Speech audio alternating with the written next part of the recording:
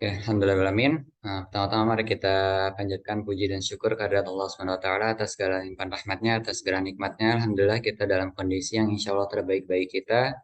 Dan mari kita membuka mata kita dan membuka hati kita untuk menyadari bahwa kita sedang mendapatkan berbagai macam nikmat yang begitu banyaknya, yang begitu kontinunya, sehingga terkadang mungkin kita lupa untuk menyadari bahwa itu adalah nikmat dari Allah.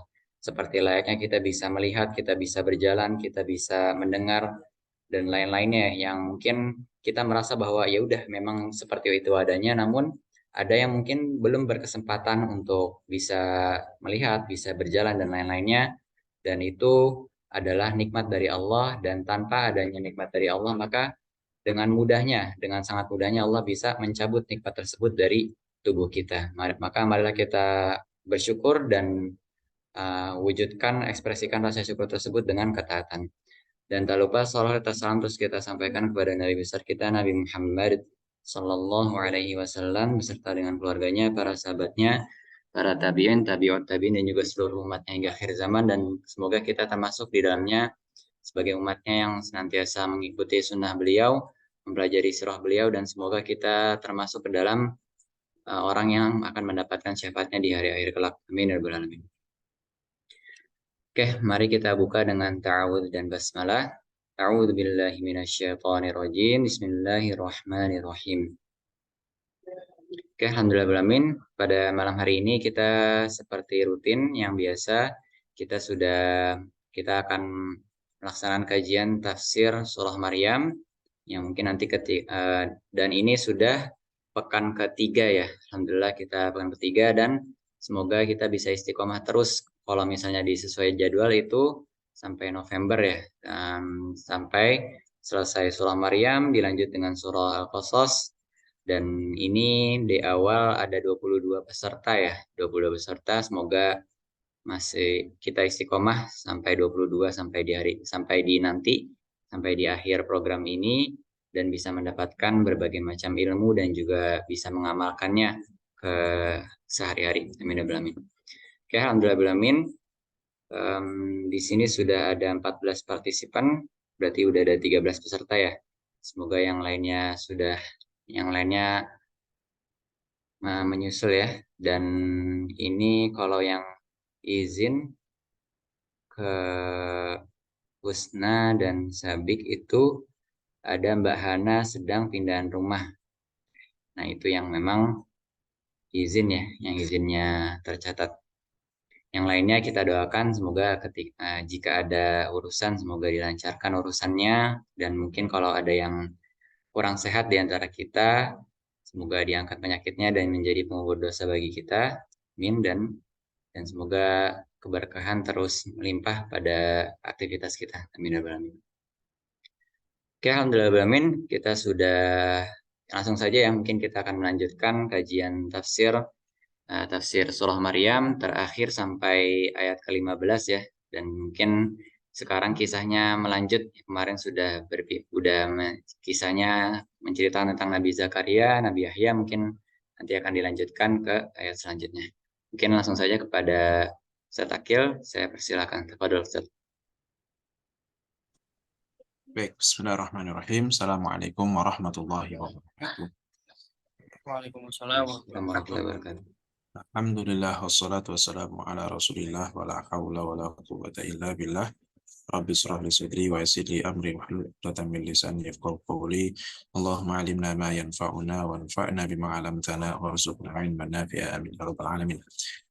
Baik, teman-teman yang dirahmati Allah, alhamdulillah syukur kehadirat Allah atas segala kenikmatan, sehingga pada kesempatan kali ini kita tetap bisa istiqomah ngaji bareng, melanjutkan kajian tafsir kita insya Allah mulai ayat ke-16.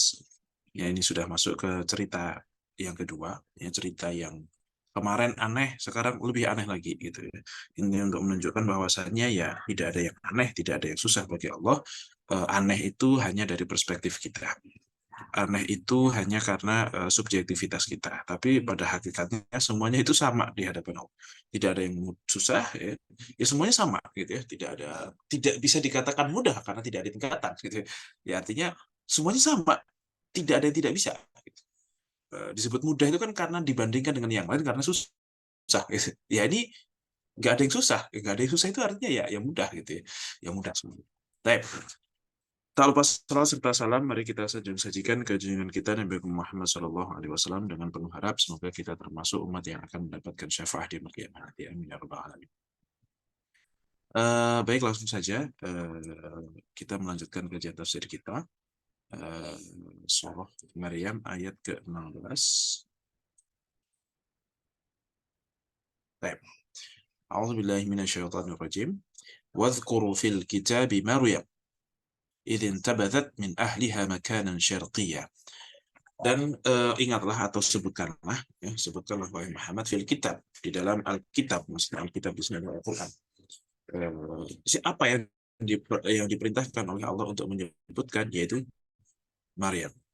Ya, yang mana di ayat yang lalu disebutkan Rasulullah Shallallahu Alaihi Wasallam dzikru rahmati rabbika abdahu Zakaria, diperintahkan untuk melihat, membahas, menjelaskan, menyebutkan kepada umatnya tentang kisah Zakaria. Nah, sekarang gantian kisah Maryam. Idzin tabadat min ahliha makanan syarqiyya, yaitu ketika ia meninggalkan, menjauh min ahliha, dari keluarganya, yang mana keluarganya itu posisinya beliau sedang berada di naungannya Nabi Zakaria, ya, Nabi Zakaria dan juga istrinya, makanan syarqiyah, di suatu tempat yang syarqiyah, yang di sebelah timur. Ini ulama berbeda pendapat apakah sebelah timur rumahnya atau sebelah timur dari Baitul Maqdis, dari Masjidil Aqsa. Di mana? Karena memang Maryam ini orang yang menjadi pelayan masjid. Jadi kisahkan nanti ada dua orang pelayan masjid itu, yaitu Maryam dan juga satu lagi adalah Yusuf An-Najjar, yang kurang lebih itu agak masih keluarga gitu, ya agak sepupu begitu. Yang dua orang ini adalah orang yang paling soleh dan solihah, yang menjadi remaja masjidnya yang paling luar biasa lah gitu. Bahkan yang tua-tua aja kalah semangatnya sama mereka berdua. Biasanya kan orang kalau dekat masjid itu kan karena udah tua gitu. Nah, ini muda kok bisa dekat masjid, itu berarti spesial. Calon mantu idaman, nah, kurang lebih seperti itu. Muda kok senang ngaji, itu ya berarti calon mantu idaman. Fattakhadat min dunihim hijaba, maka ia mengambil atau mengadakan min dunihi, dari mereka, hijaban, yaitu tabir.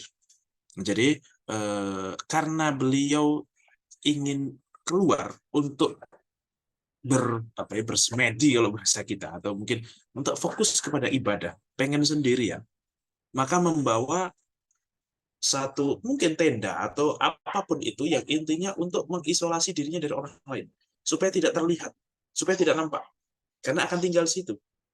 Ya, nanti di situ ya mandi, ya ganti baju dan seterusnya, itu di situ semuanya nanti. Maka membawa itu semuanya.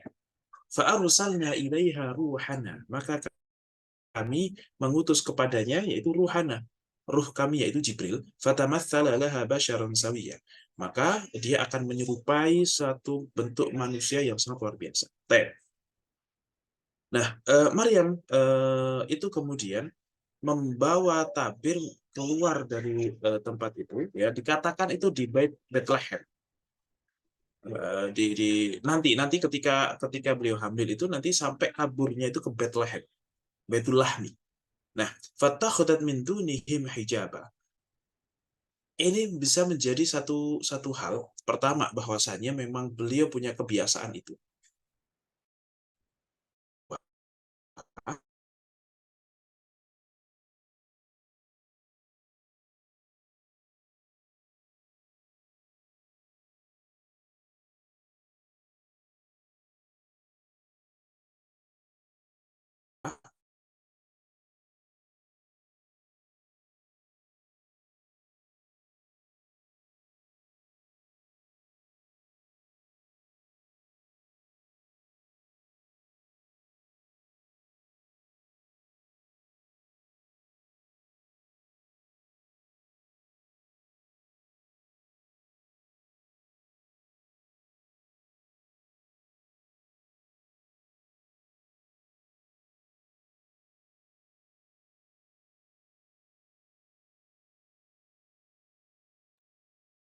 Baik, sepertinya sinyal Ustadz sedang ini ya, sedang berkendala.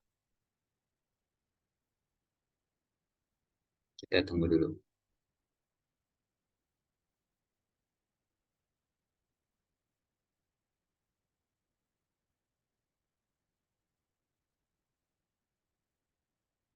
Sehat-sehat, Bang Syogi sehat.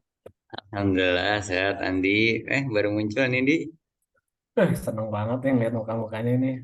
Masya Allah. Kapan di ke Bogor? Kangen nih. Wah, nanti pas nikahan ulang aja Bang. Kita ketemu lah pas nikahan ulang, insya Allah. Oh, di Tanggal Karawang satu, ya? tanggal satu Juli di Di Kerawang. Karawang nggak sih? Karawang. 1 Juli. Oke, Hmm. mantap. Ini Bang Sabik, Bang Noval, gimana sehat? Mantap. Alhamdulillah di. Kita lagi di Noval mana nih nih? baru ikut nih, baru join, punten nih. Kemarin-kemarin ada aja kegiatan malam minggu mah. Iya. Sibuk. Lihat, lihat daunnya lagi di mana? Wih, figur, mantap. Fikur banget gak tuh? Kangen nih. Ngeliat story Bang Sidik tuh, Masya Allah. Iya, habis kumpul kami. Keren, keren, keren. Bagaimana kabarnya di? Alhamdulillah, sehat, Bang Noval. Sehat nih, lagi di tanah urang nih, tanah urang. Gimana tuh? Sukabumi. Sukabumi, Nah, di ini, Bud Dunia. lagi lagi fantasyur fil Hub, ard. Hubud dunia loh. Bud Dunia, Sukabumi. Betul ya, betul. Betul ya. Betul, betul, betul. Betul ya. Hubudunnya fil akhirah. Siapa? Kayaknya kursinya bagus tuh di. Kursi gamers kayaknya. Oke, kursi kantor. Mantap. Oh, masih di kantor. Oh ya, Anda emang di sana ya. Aneh tinggal di kantor, kantornya, kantor proyek. Oh, sudah datang lagi. Maaf, keputus saya nih. Iya, Zat. Internetnya tiba-tiba nggak tahu, wifi-nya tiba-tiba mati. Oke, kita lanjutkan lagi.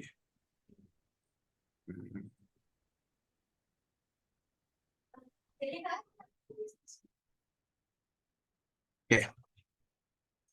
Fatakhadat min dunihim hijabah. Maka Maryam membawa hijab, membawa pelindung dirinya, pelindung artinya semacam tempat supaya dia bisa buka pakaian, buka jilbab, dan seterusnya gitu ya. Karena memang Maryam ini nanti biasanya punya kebiasaan beliau itu kalau sedang haid itu pulang ke rumah Zakaria. Tapi kalau sedang tidak haid, beliau itu berada di Masjidil Aqsa. Itu kebiasaan beliau seperti itu. Jadi kalau haid pulang ke Zakaria, kalau enggak. Nah, pada saat ini dia sedang fatakhadat min dunihim hijaba. Bisa dikatakan ini lebih cenderung kepada ini adalah satu kebiasaan baru. Dia pergi ke tempat yang bukan Masjidil Aqsa, yang bukan rumah Maryam, Zakaria. Dia pergi ke suatu tempat yang berada di sebelah timur. Sebelah timur itu Masjidil Aqsa ataupun rumahnya. Pokoknya dia pergi ke arah timur menyendiri untuk beribadah khusus. فأرسلنا إليها روحنا فتمثل لها بشرا سويا. Nah, ketika beliau sedang sendiri di tempat yang memang private untuk dirinya, sudah bikin tenda segala macam begitu ya, tiba-tiba datanglah Ruhana, Jibril. Oke, saya tadi katakan bahwasanya hal ini menjadi salah satu kebiasaan. Ya. Biasanya Allah ketika ingin memberikan satu kejadian kepada orang itu suruh minggir dulu gitu kurang lebih. Nah, semacam kayak dikasih ilham dulu untuk minggir dulu, nanti akan diberikan sesuatu. Kayak ketika Nabi Muhammad itu mendapatkan wahyu, ya disuruh tahanus dulu ke Gua Hira. Kemudian ya biasanya kalau terjadi gempa atau mau terjadi gunung meletus itu hewan-hewan sudah pada tahu dulu, sudah pada turun dulu dan seterusnya. Itu ilham dari Allah Subhanahu wa taala. Atau bahkan ketika Rasulullah akan potong, akan dibelah dadanya itu kan juga dalam kondisi sedang menggembala, kemudian keluar dari orang tua ya. Pergi dari rumah sedang menggembala dengan beberapa saudara atau kawannya, saudara sepersusuannya yang masih kecil-kecil juga gitu, yang nggak yang dewasa juga gitu. Akhirnya disitulah ketemu malaikat Jibril dan seterusnya dan seterusnya.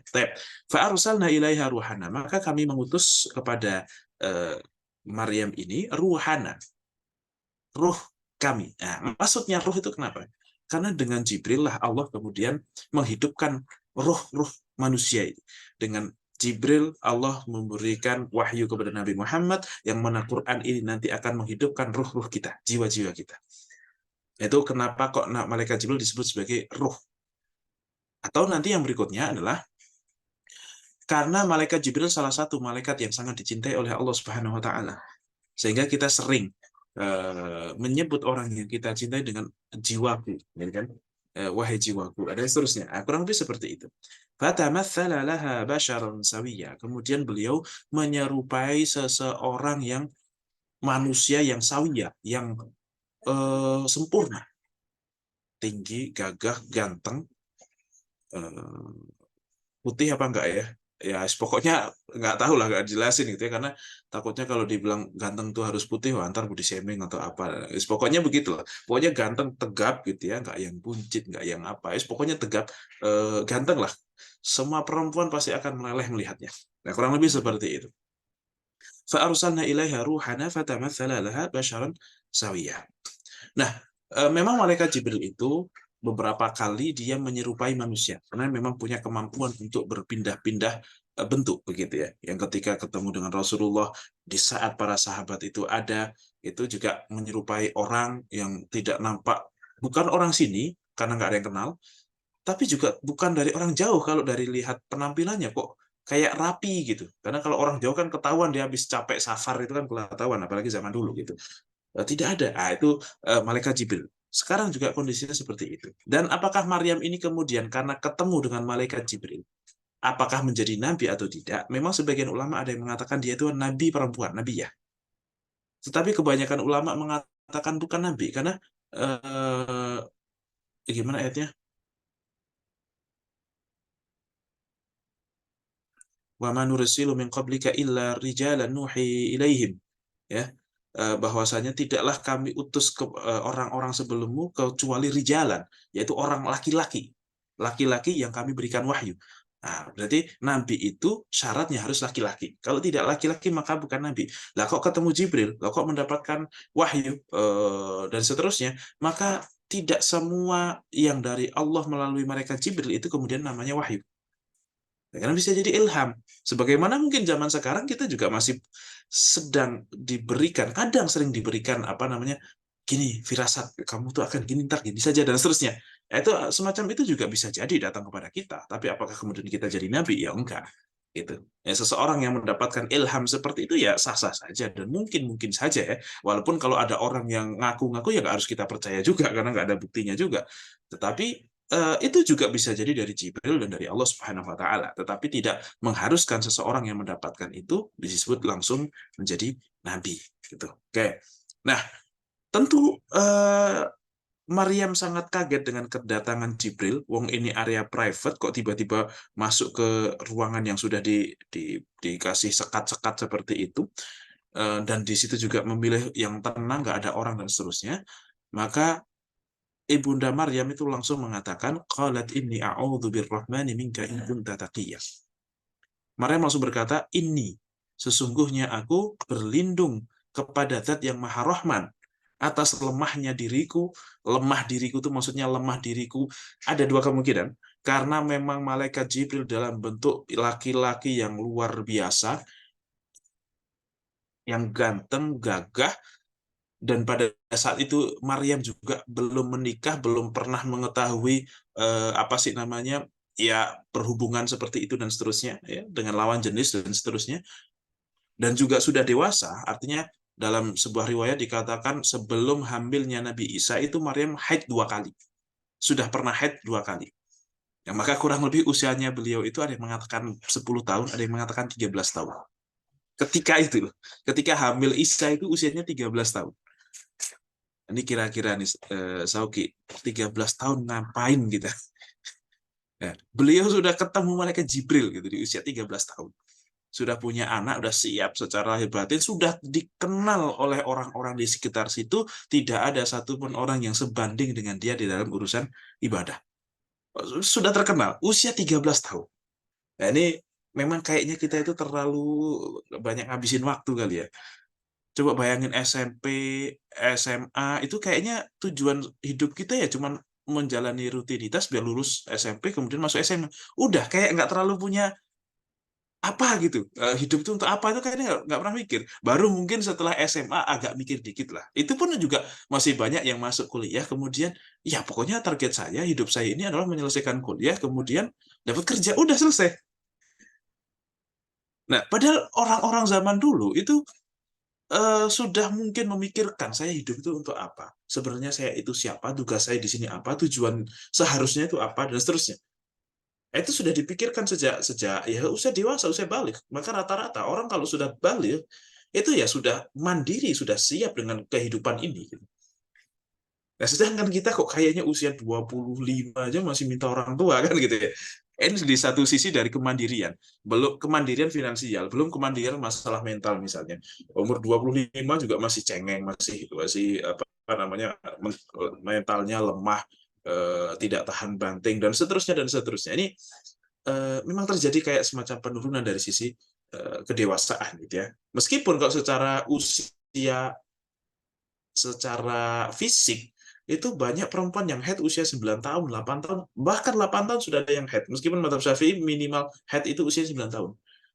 Tapi juga ada riwayat mengatakan 7 tahun pun kalau sudah keluar darah dan itu memang rutin, ya berarti sudah haid. Dan itu menunjukkan betapa cepatnya dia dewasa gitu.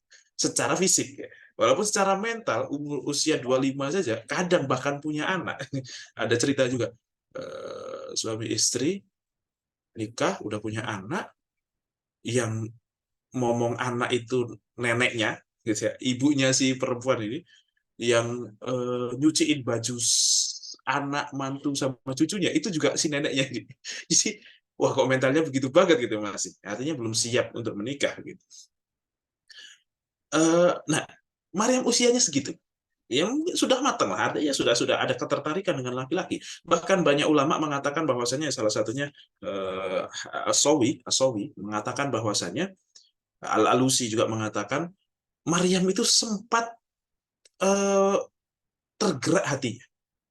Sebagaimana Yusuf sempat tergerak hatinya untuk eh, menyetujui apa yang diajak oleh apa Imro'atul Aziz itu, ya, ratu itu. Ya, walaqad hammat bihi wa hamma biha kan gitu ya. Ya sudah yang perempuan sudah pengen, yang Yusuf pun sempat pengen gitu. Makanya beliau langsung mengatakan a'udzu birrahman, menunjukkan bahwasanya ketakwaan, kemampuan meninggalkan maksiat itu bukan dari diri kita. La haula wala quwata illa billah. Dia langsung inni a'udzu birrahman. Aku berlindung kepada Zat yang Maha Rahman, yang Maha memberikan kasih sayang kepadaku, baik apakah karena nanti saya akan kalah secara fisik dengan dia kalau ternyata dia orang jahat, atau mungkin malah dari diri saya sendiri, hawa nafsu saya sendiri yang saya tidak kuat. Maka aku berlindung dari Ar-Rahman, bisa jadi saya yang mau gitu. Ada kemungkinan itu, maka Ibu Maryam langsung tanpa menunggu dia ngomong langsung seperti itu. Meskipun secara secara natural seseorang tuh punya kemauan itu, ya. Ibu Maryam juga punya kemauan seperti itu. Dan para ulama mengatakan, maka berguncangnya syahwat itu tidak dosa selama itu hanya sebuah fitrah dan tidak dilakukan, tidak diupayakan. Tapi ketika melihat sesuatu terus terguncang syahwat, terus dia follow up lebih lanjut gitu, tengok terus, dilihat terus kan pergerakannya kemana nih gitu kan. Nah, atau bahkan mungkin malah sabik pas naik motor kemudian melihat ada cewek pakaiannya itu seksi begitu, pahanya kemana-mana misalnya gitu ya, mana kayaknya cantik dan seterusnya gitu, diikuti terus, harusnya belok kanan karena dianya lurus, ikut lurus gitu. Loh, kok harusnya saya ke kanan ini kok malah lurus ya gara-gara ngikutin itu. Nah itu eh, itulah kita gitu ya. Nah kalau itu sudah dosa, tetapi kalau melihat terus kemudian ada kecenderungan, kecenderungan itu tidak dosa. Yang dosa itu ketika kecenderungan itu kemudian di follow up, apalagi kalau di maintenance, ya itu tuh yang tidak boleh. Jadi harus langsung seperti itu. Makanya kemarin pernyataan siapa, Mahfud MD ya, bahwasanya seseorang yang punya kecenderungan apa sih namanya, bahwa LGBT itu ya Bisa jadi kecenderungan dari sana. Iya memang iya. Kalaupun iya ya enggak masalah gitu. Dan itu tidak menjadi kriminal memang. Selama dia mengakui bahwa LGBT itu salah gitu. Sebagaimana Ibu Maryam ini punya syahwat, tetapi dia sadar bahwa syahwat ini tidak boleh. Tapi punya sebagai fitrah manusia itu ada, oke, saya akui dan memang saya perempuan, saya manusia normal, saya punya kebutuhan itu, saya punya kefitrahan itu, tetapi langsung saya tidak boleh kalau sama kamu gitu. Nah, harusnya seperti itu. Saya nggak boleh kalau punya syahwat kok yang salah seperti ini. Ini harus saya lawan. Ini ujian buat saya. Mungkin orang lain ujiannya beda-beda. Ya kalau saya ujiannya ini misalnya gitu, ya sudah perjuang di situ. Jadikanlah itu sebagai ladang pahala. Nah, saking solehannya Ibu Maryam ini kemudian langsung ini a'udzu birrahmani minka in kunta taqiyya. Dari kamu. Langsung ngomong dari kamu in kunta taqiyya. Kalau memang kamu benar-benar orang yang bertakwa, maka aku berlindung dari Allah. Jadi selain dia menjaga dirinya meminta perlindungan dari Allah, beliau juga mengingatkan kepada orang tersebut untuk bertakwa. Kalau memang kamu orang bertakwa, gitu artinya diingatkan. Kalau kamu memang orang bertakwa, kamu nggak akan macam-macam. Nah, dan ini adalah satu ibadah yang sangat berat, yang sangat luar biasa. Bayangkan kalau kalian dalam posisi seperti ini, dan ini pahalanya besar sekali ya.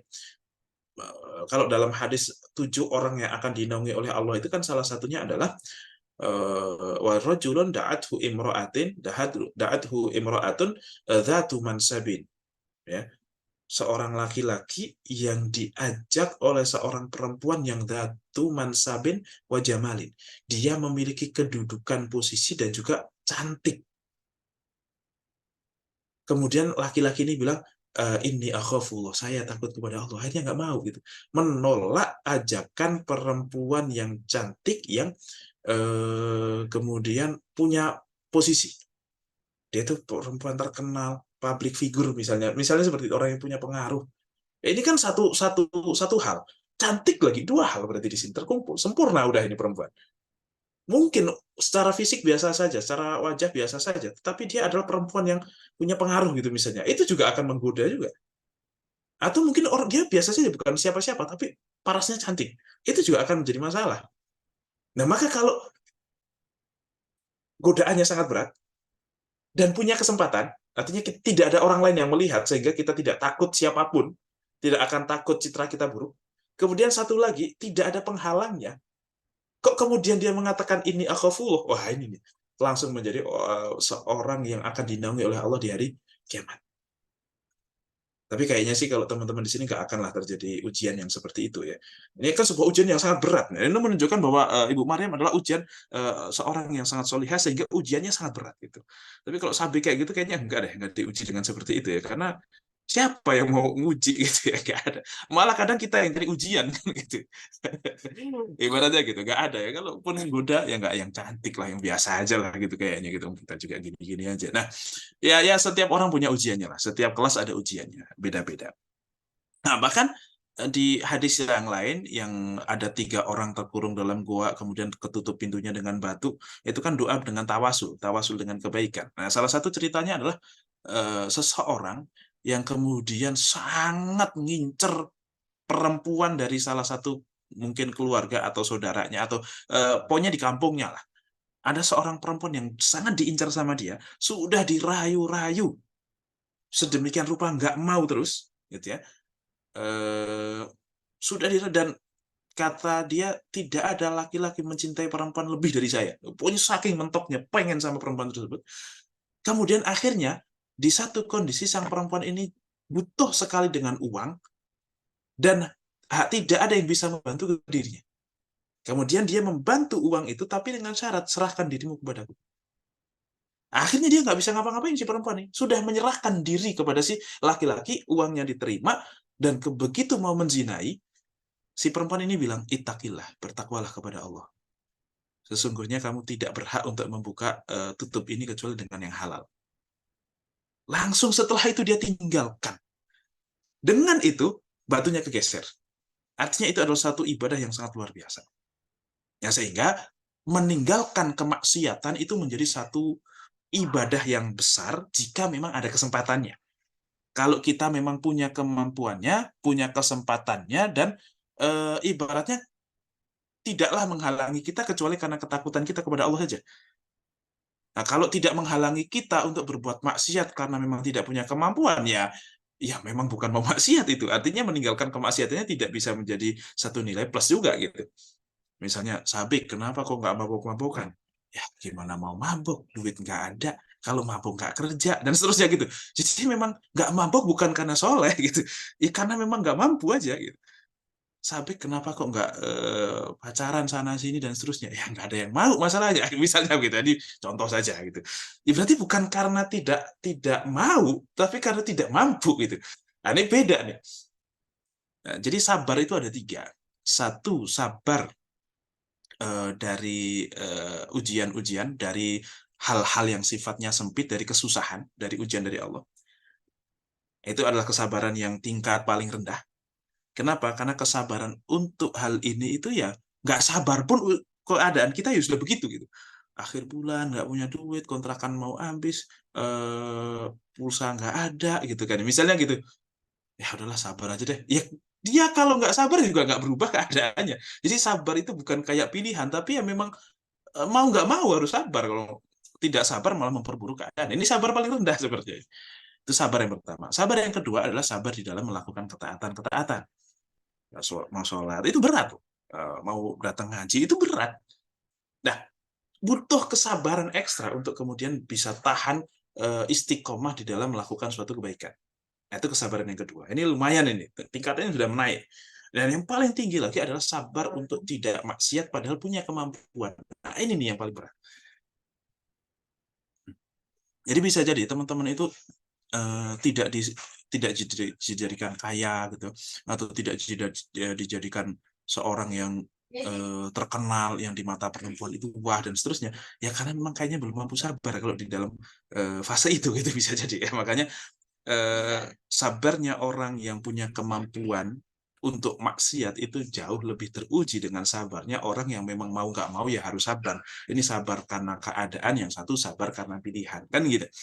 Oke, nah Ibu Maryam ini dalam kondisi yang seperti itu sehingga meninggalkannya suatu maksiat itu bisa bernilai sangat tinggi sekali. Ya walaupun bagaimanapun kita alhamdulillah kadang ya, jadi teman-teman jangan suudzon. Ada orang yang tiap hari main Mobile Legend gitu misalnya. Bisa jadi dia bukan sedang main Mobile Legend. Bisa jadi karena kalau tidak main Mobile Legend, dia cenderung akan searching atau mungkin chatting sama perempuan-perempuan. Daripada kayak gitu Mobile Legend aja lah gitu. Nah itu, supaya husnudon kita gampang sama orang. Ya, Mobile Legend kan masih cuma melakukan hal yang tidak ada gunanya. Bukan kemudian melakukan kemaksiatan. Bisa jadi dia sedang meninggalkan kemaksiatan dengan cara itu gitu. Kan sama-sama senengnya. Kenapa kok harus seneng yang haram? Mendingan seneng yang mubah aja lah, meskipun ya buang-buang waktu sih, cuman ya daripada yang haram. Bisa jadi seperti itu gitu. Atau mungkin orang kok tidur aja. Ya bisa jadi itu. Saya sedang tidak tidur. Saya sedang meninggalkan maksiat. Gitu. Memang kalau orang berilmu itu ada aja dalilnya itu. Ya bisa jadi kan. Nah, ini untuk apa namanya supaya kita lebih mudah berhusnudzon sama orang. In kunta taqiyya, ketika memang ada satu kewajiban juga ketika memang ini, satu kita pasrah kepada Allah, yang kedua juga ada usaha untuk menghindari dari kejahatan orang. Itu menegur in kunta taqiyya, ini kan satu teguran. Kalau memang kamu orang bertakwa, ya jangan dekati saya atau jangan macam-macam dan seterusnya dan seterusnya. Nah, jadi di sini kita diperintahkan untuk mengupayakan juga, meskipun kita tahu bahwasanya apa yang kita lakukan ini semuanya dari Allah Subhanahu wa taala, sehingga harus kita berpasrah dan meminta segalanya kepada Allah Subhanahu wa taala. Baik. Qala innama ana rasul rabbik. Maka Jibril pun berkata, sesungguhnya aku hanyalah seorang utusan dari Tuhanmu. Li'ahaba laki ghulaman zakiyya, untuk aku memberi kepadamu seorang anak yang suci. Seorang anak yang suci. Nah, barulah Jibril, enggak, saya bukan untuk itu. Tapi saya hanyalah utusan dari Tuhanmu untuk memberikan kepadamu, supaya aku memberikan kepadamu seorang anak yang suci. Li'ahaba laki. Aku memberikan. Nah, ini aku di sini siapa? Yang memberi itu siapa? Apakah malaikat Jibril atau Allah Subhanahu wa taala? Nah, di sini maka ada dua teori. Satu, yang dimaksud li'ahaba, supaya aku memberi kamu. Aku di sini adalah malaikat Jibril, karena memang prosesnya Allah memberikan anak itu melalui malaikat Jibril. Sehingga ya bisa dikatakan aku yang memberi, walaupun pemberian itu dari Allah. Tapi lewat aku, artinya aku juga yang ini. Kayak semacam aku yang membantumu gitu. Siapa yang membantu kamu? Si fulan. Padahal bukan si fulan, aslinya Allah gitu kan. Tetapi ya karena dia menjadi sebab, akhirnya dia bisa mengatakan si fulan sebagai subjeknya. Meskipun dia tetap bagaimanapun bukan subjek yang hakiki. Subjek tunggal satu-satunya itu hanya Allah. Pelaku sejatinya itu hanya Allah. Ya, kita kalaupun subjek itu bukan subjek yang hakiki sebenarnya. Tapi tetap subjek. Kita tidak kehilangan kesubjekan kita. Ya, tidak kehilangan itu. Nah, itu yang pertama. Yang kedua, juga mengatakan bahwasanya ini itu maksudnya Jibril pakai kalimat langsung. Kalimat langsung atau tidak langsung ya. Yang artinya supaya saya adalah Tuhan atau utusan dari Tuhanmu, yang mana Tuhanmu tuh berkata, ahabalaki ghulaman zakiya. Aku akan memberi kepadamu seorang anak yang suci. Jadi sedang menukil perkataan Tuhan atau Allah Subhanahu wa taala dengan kalimat langsung. Nah, ini cuma permainan itu saja, tapi intinya kita tahu bahwa yang ngasih itu Allah, dan itu melalui perantara Jibril. Yang ngomong masalah ahaba, aku memberi itu, aku di sini siapa ya? Bisa dua-duanya dengan berbagai tafsiran. Tapi intinya malaikat Jibril hanya perantara, bukanlah dia yang menciptakan, bukan dia juga yang punya kuasa atas hal itu. Ya, karena ada beberapa sanggahan kepada Al-Quran, kepada orang Islam, itu Jibril juga melakukan perbuatan dong. Dia bisa menciptakan dong. Ini buktinya ini dan seterusnya. Oh enggak. Di sini itu maksudnya adalah Allah Subhanahu wa taala. Nah, kemudian setelah itu Maryam pun menjawab, qalat anna yakunu li ghulamun wa lam yamsasni basharun wa lam aku baghiyah. Bagaimana mungkin aku memiliki seorang anak padahal lam yamsasni, tidak pernah menyentuhku. Masa yang musuh itu menyentuh. Kita paham maksudnya menyentuh di sini apa? Tidak pernah menyentuh tubuhku satu manusia pun, walam aku baghiyah, dan aku juga bukan seorang pelacur. Nah, kenapa kok disebut dua kali di sini? Walam yamsasni bashar, tidaklah menyentuhku satu manusia pun, itu maksudnya dengan hubungan yang halal. Walam aku baghiyah, kalau ini hubungan yang haram. Saya juga bukan orang yang nikah, tapi saya juga bukan seorang pelacur gitu. Lah kok bisa saya punya anak itu bagaimana? Kok saya kemudian bisa punya anak? Nah, maka Jibril pun menjawab, qala kadzalik. Ya memang demikianlah. Demikianlah demikianlah qala rabbuki huwa alayya hayyin. Tuhanmu bersabda bahwasanya hal itu tuh mudah bagiku. Nah, ini menunjukkan bahwasanya li'ahabalaki tadi itu adalah perkataan Allah Subhanahu wa taala yang dinukil oleh malaikat Jibril. Karena di sini qala rabbuki huwa alayya hayyin. Tuhanmu itu berfirman, hal itu bagiku itu sangat mudah. Sebagaimana engkau diciptakan dari bapak ibu, sedangkan Nabi Adam diciptakan tanpa ada laki-laki dan perempuan sebelumnya, dan ibu Hawa diciptakan dari laki-laki saja, maka ini anakmu akan diciptakan dari perempuan saja. Bedanya apa? Susahnya di mana gitu? Inna mathala Isa indallahi kamathali Adam. Nah, ngaji, kalau ngaji diem, ngaji diem. Sama lalu.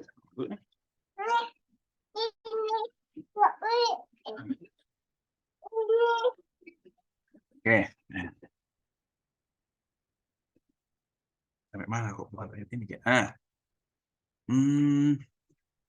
Oke. Walam yamsasni basyarun walam aku baghiyah.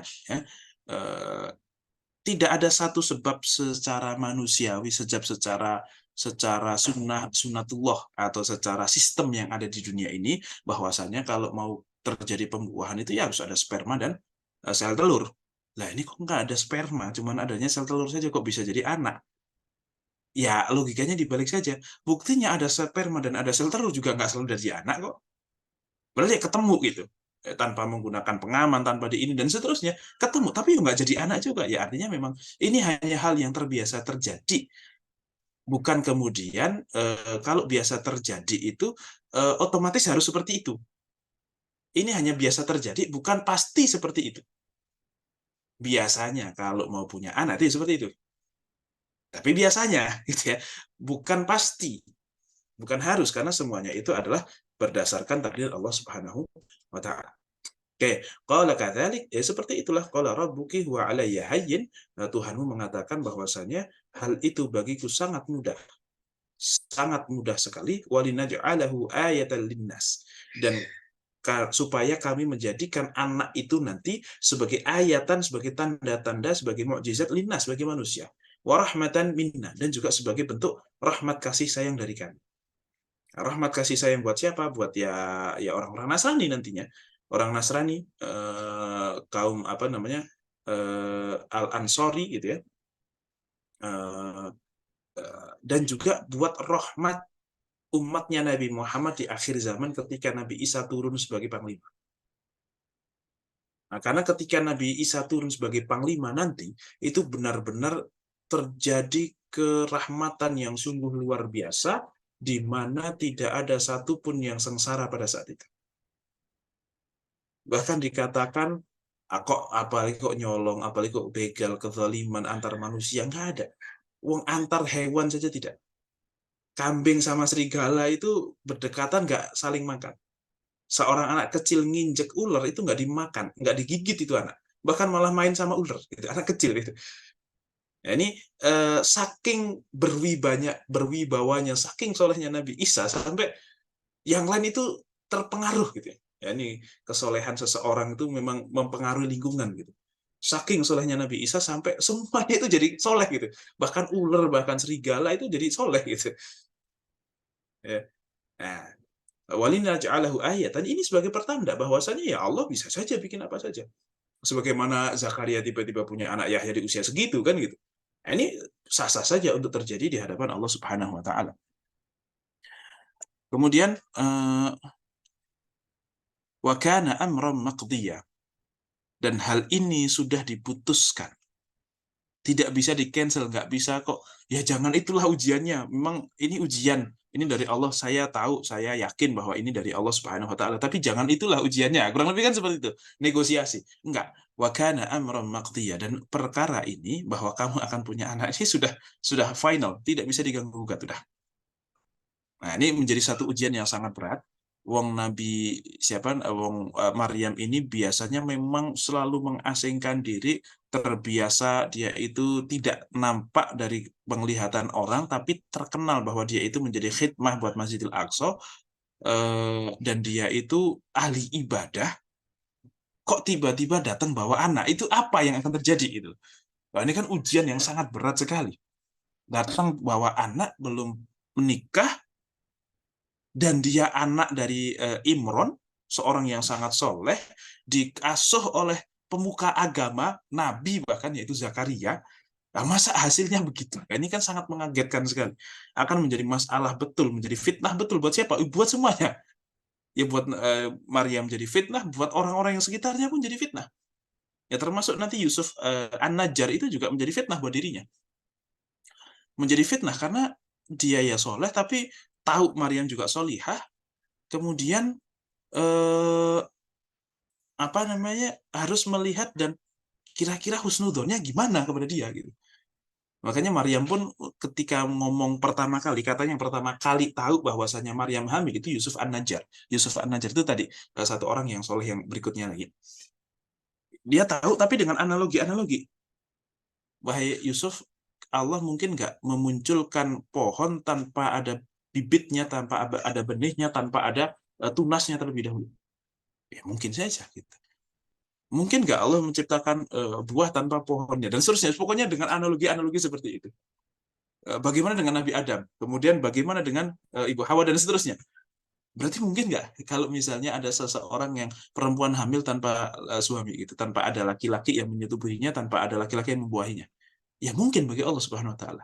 Ya sudah, itulah yang terjadi gitu. Nah, ini kan berat sekali.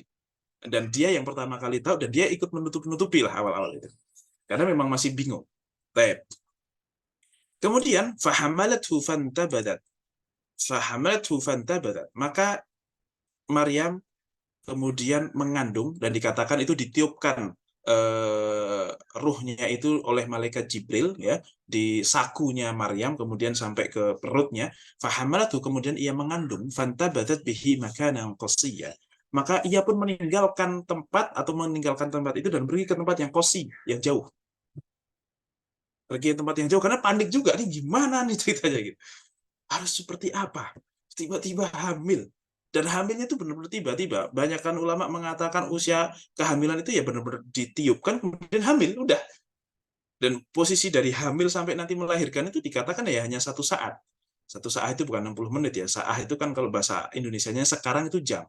Itu bahasa Arab sekarang ya. Tapi saat di situ tuh ya mungkin ya entah sehari entah 2 hari lah gitu. Tapi bukan umumnya perempuan hamil.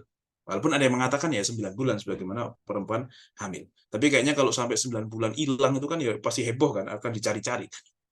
Nah ini kurang lebih ya hilang yang hilangnya itu tidak sampai dicari-cari lah. Apa namanya, durasi hamilnya itu. Fahamalatu fantabatat bihi makanan qasiyya, dia pergi ke suatu tempat yang jauh, dikatakan ini Bethlehem, Baitul Lahmi, ya. Tempat ia kemudian pergi. Fa'aja'ahal makhadu ila jid'in nakhlah. Nah, setelah itu tiba-tiba kehamilan itu sudah kontraksi, sudah mau lahir gitu, padahal belum lama lah gitu ya.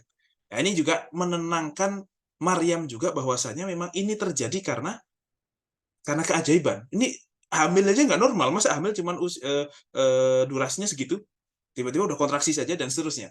Untuk memperkuat bahwa memang yang terjadi di kamu itu memang dari Allah gitu. Jadi nggak usah panik, ini aneh semuanya kok, tenang aja gitu. Ntar gampang lah kamu menunjukkan kepada orang tentang keanehan-keanehan itu. Nah, supaya yakin ini dari Allah, supaya dia juga ya memang anehnya nggak cuma satu hal saja saya tiba-tiba hamil tanpa suami, tetapi dari banyak nanti tuh banyak yang aneh-aneh gitu, sehingga oh aneh itu terjadi nggak masalah. Untuk membiasakan logika Maryam itu artinya bahwa aneh tidak aneh itu dalam pandangan kita. Tapi Allah bisa saja melakukan apapun gitu, tanpa harus sesuai dengan kebiasaan yang kita ketahui. Fa'aja'ahal makhad, maka datanglah kepadanya al-makhad, rasa sakit untuk melahirkan, ya, artinya kontraksi itu, ila jid'in nakhlah, dia kemudian menjadikan ia bersandar kepada pangkal pohon kurma. Nakhlah itu pohon kurma, jid'i itu adalah pangkal. Ini kalau memang dia bersandar kepada pohon kurma, maka harusnya langsung fa'aja'ahal makhadu ila nakhlati. Harusnya gitu.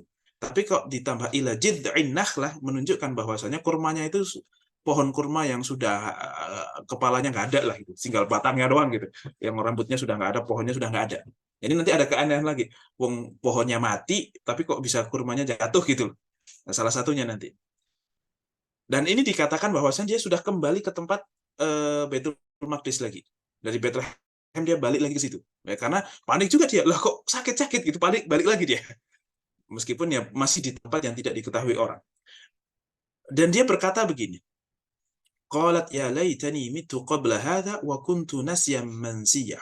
Dia pun berkata, ya laitani, aduhai alangkah baiknya aku jika aku mati sebelum hal ini semuanya terjadi. Wa kuntu nasyan mansiyah, dan aku itu terlupakan, dan aku lupa dan aku terlupakan. Artinya saya tidak menjadi apa-apalah di sini. Wah, kenapa nggak saya mati saja? Gitu ya. Tentu ini satu kalimat yang perlu kita pahami dengan betul. Apakah kemudian boleh kita meminta kematian itu? Boleh, asalkan alasannya benar. Seseorang boleh meminta mati ketika alasannya adalah jika dia takut, khawatir, tidak kuat dengan menerima ujian itu. Takutnya kalau saya menerima ujian itu justru malah nanti keimanan saya gimana dan seterusnya dan seterusnya. Oke, minta mati nggak masalah. Dan beberapa ulama meminta itu. Ya, sebagaimana banyaklah kisah-kisah wali, kalau ketahuan terus, ya Allah saya sudah ketahuan nih sama orang bahwa saya itu wali, maka tolong matikan saya, kan gitu ya. Itu banyak, karena kalau sudah terkenal, ketahuan, itu nanti takutnya kewaliannya atau keimanannya kepada Allah itu jadi berbeda. Sebagaimana Imam Bukhari itu di akhir hayat beliau itu tertuduh, terfitnah, mengatakan bahwasanya Al-Quran itu makhluk. Padahal beliau tidak mengatakan itu.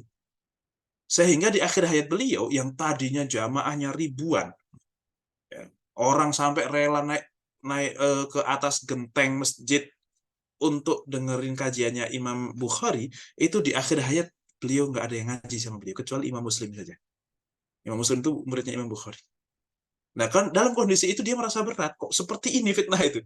Sehingga beliau, ya Allah, sebelum nanti semuanya itu buruk gitu ya, dimintakan wafat. Beliau minta wafat dan wafat.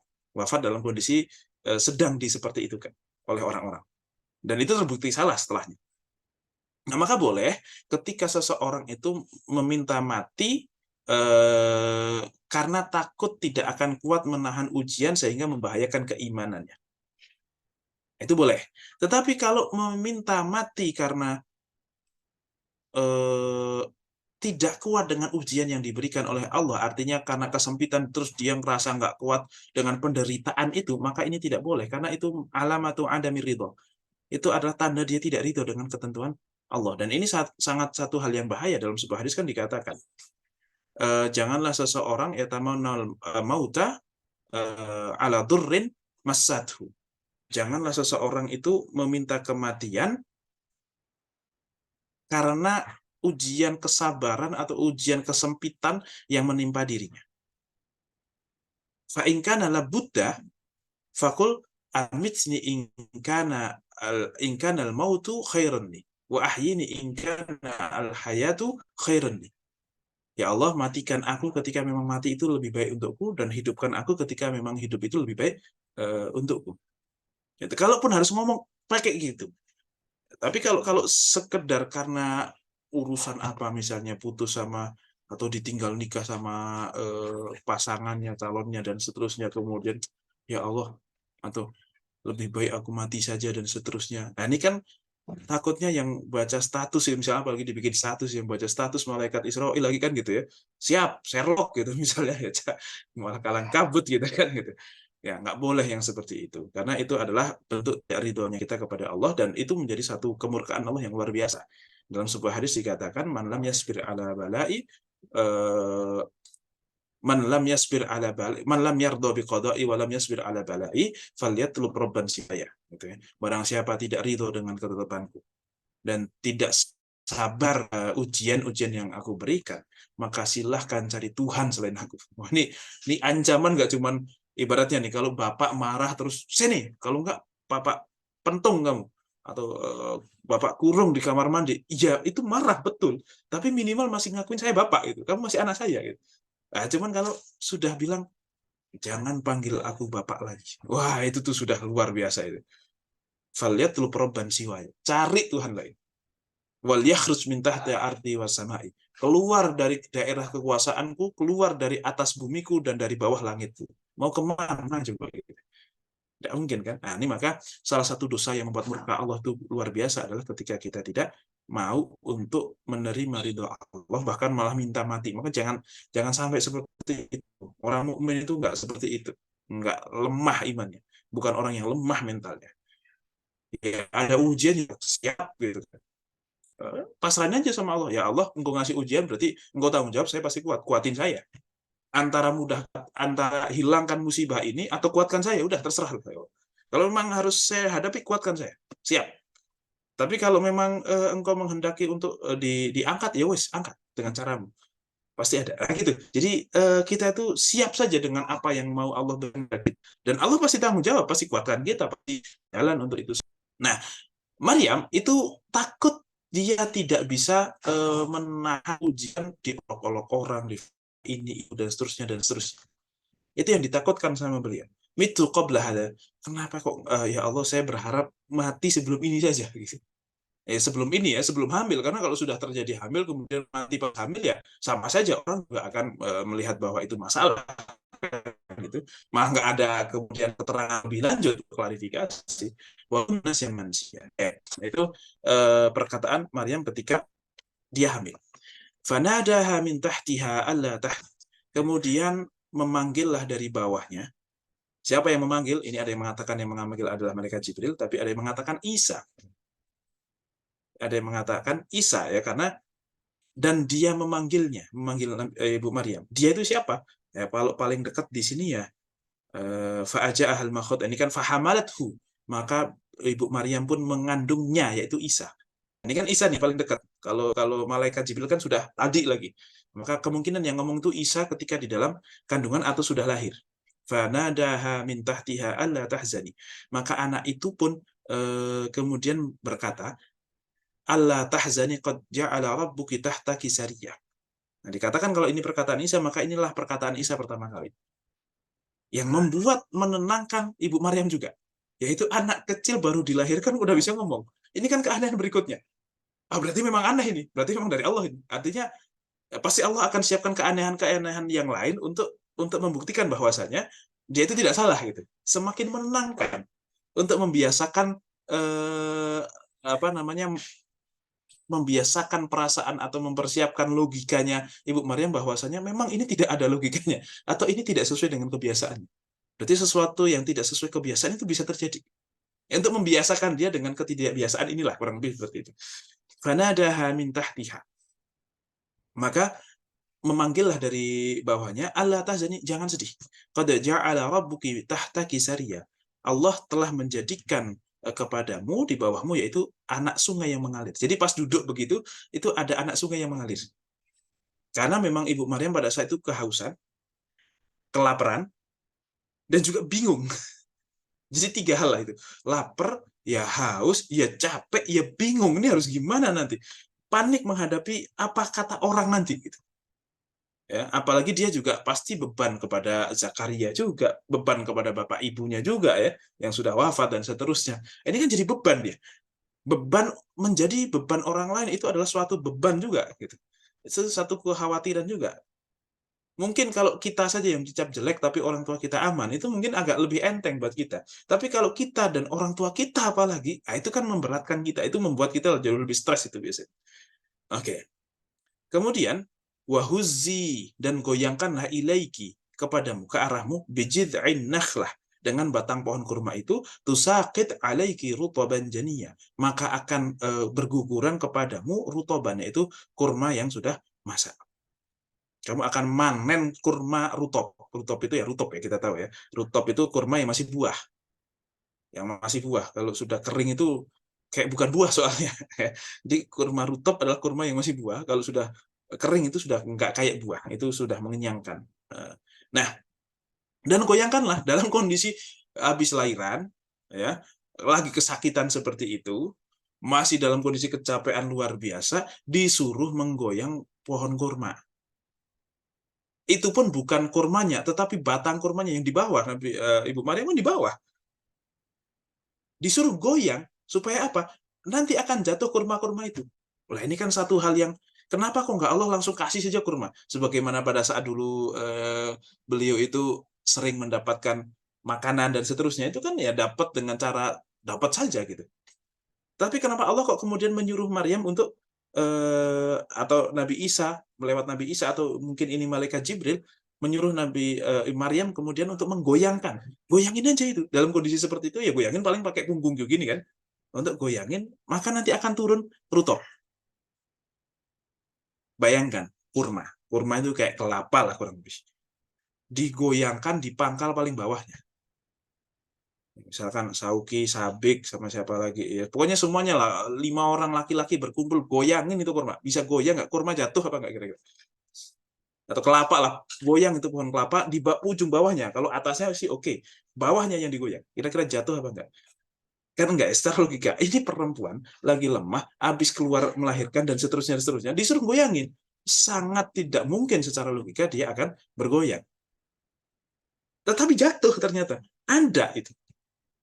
Tusakit alaiki rutoban janiya. Ini menjadi satu pelajaran penting buat kita bahwasanya, oh ternyata rezeki, jodoh, takdir, masa depan, kerjaan, anak, itu semuanya sudah ditulis sama Allah.